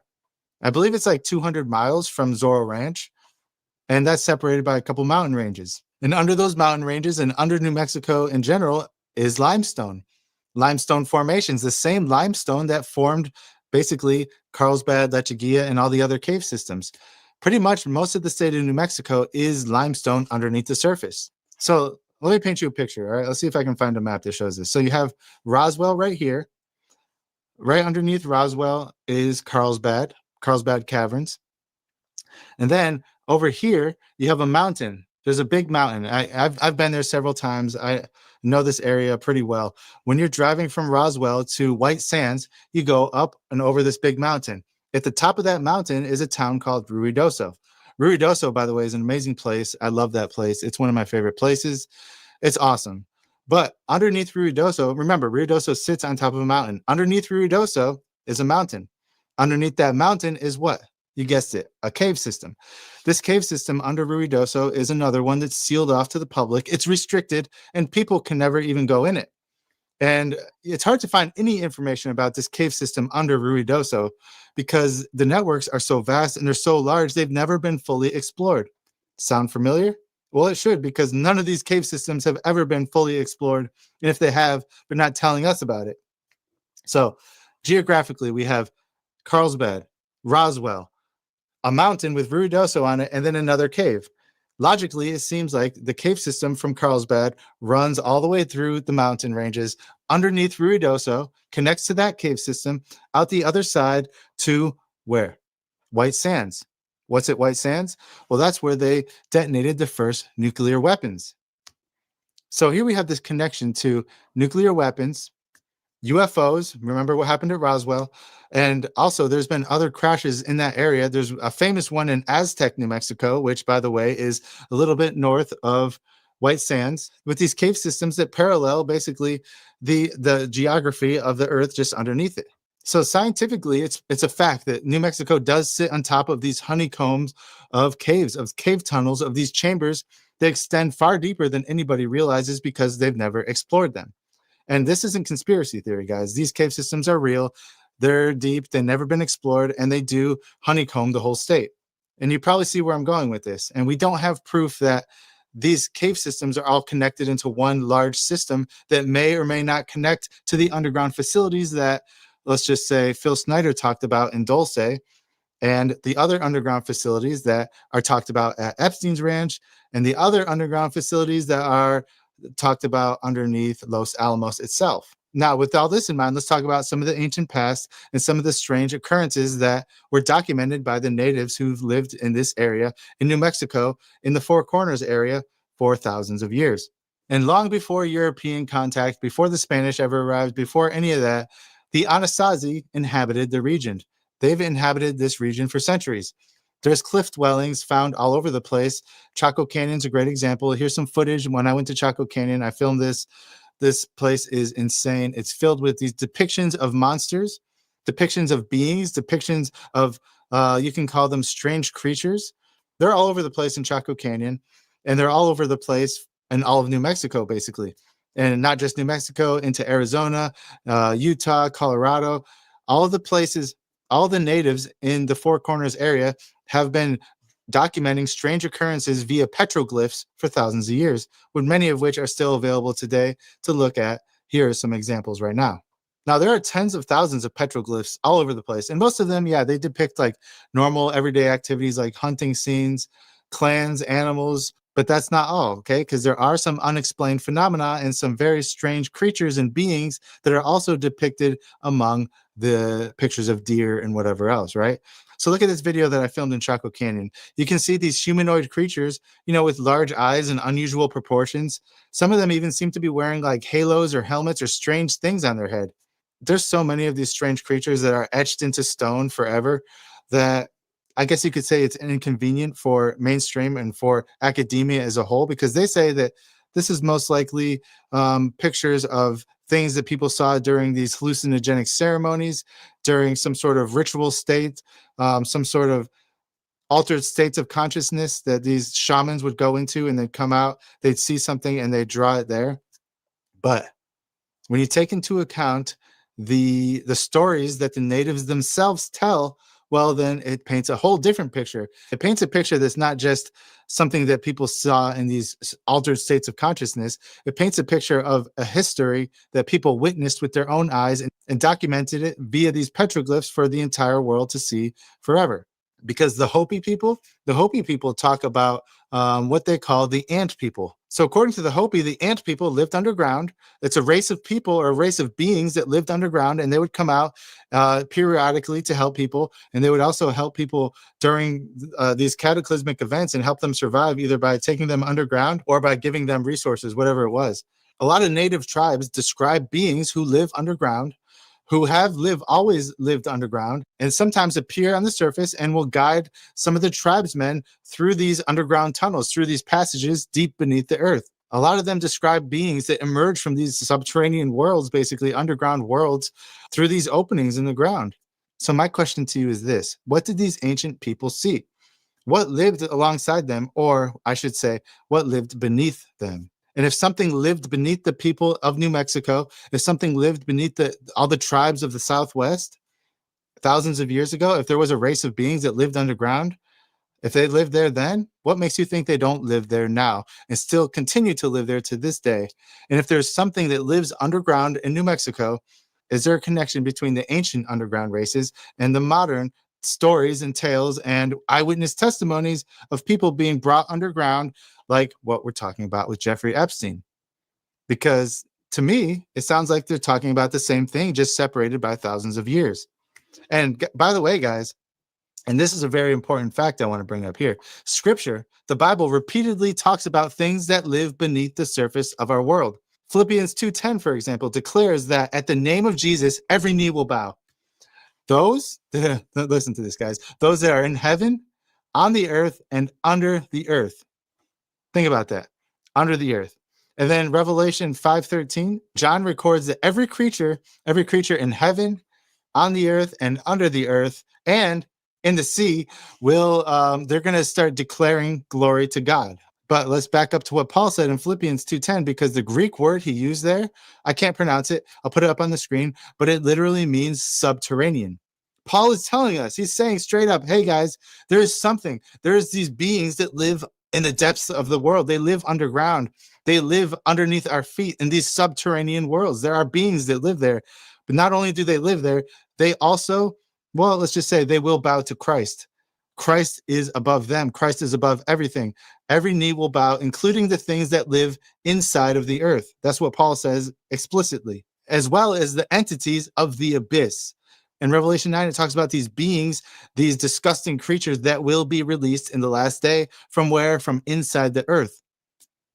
So there is something living in the earth. Paul talks about it. John talks about it. Peter talks about it. It's all over the Bible. Scripture tells us that these are not creatures of this world, of the surface of this world. These are creatures. These are beings that are confined to the depths of the earth. These entities are inhabiting the earth, and they have been since probably before the flood of Noah. So now that we established that the Bible does explicitly say, yes, there are beings that live in the earth, they live in these subterranean realms, they're creatures, they're entities, they live there. And remember, that coincides with what the native tribes are saying, that there are beings that live in the earth. And a lot of other tribes too, a lot of other native people, a lot of other cultures talk about beings, about creatures, about entities who live in the earth. But remember, the Bible is the only one that said that these creatures they're under the authority of Christ. They will bow to him, okay? Every knee will bow, including the things that live in the earth. So The question I have to you is this: are these beings that the Bible talks about connected to what ancient people of ancient New Mexico carved in the stone? I think so. Are they connected to what people like Juliet Bryant glimpsed in these underground facilities that Epstein was working with? Possibly. And are they connected to what Phil Schneider talked about when he claimed that there was these beings, these 7-foot gray aliens that live underneath the ground of Dulce, New Mexico, in these deep underground military bases? Possibly. Because guys, we have to test these claims against scripture. If scripture didn't back up any of the stuff that I'm saying, I probably wouldn't even talk about it, because you can't just make stuff up. But the fact here that we have all these stories that are coalescing into this big story that's backed up biblically, I think it lends credibility to the fact that there might be something happening there under the ground at Jeffrey Epstein's ranch, at Dulce, in these underground tunnels, in these cave systems, the same thing that the Native Americans witnessed. And look, guys, again, I'm not claiming to have the answers. I'm just asking questions. I'm asking questions that the mainstream media won't touch. Because one thing that we know is clear is that the most powerful people in the world, they operate in the shadows. They operate in a way that keeps their true nature, their true intentions obfuscated from us. They don't want us to see what they're actually doing. It's a sleight of hand. They say, hey, guys, look over here. Focus on politics, left-right paradigm. Focus on whatever politician you like. Watch this movie. Focus on celebrities. Focus on this, that, whatever's in the news today. But don't look at this hand, because we don't want you to see what we're actually doing. We want your attention over here. That way we can do what we want on this side and nobody can tell the difference. So guys, what do you think about this? Do you think there is an overarching pattern that seems to indicate that there is actually something going on underground? Or am I just reaching and, there's nothing going on? Just stop looking into it. Stop asking questions and stop critically thinking about these things, because it's dumb, right? What do you think? Put it in the comments below. Tell me how wrong I am, or tell me if you think I'm right. I'm curious to read you. Coffee. Follow me.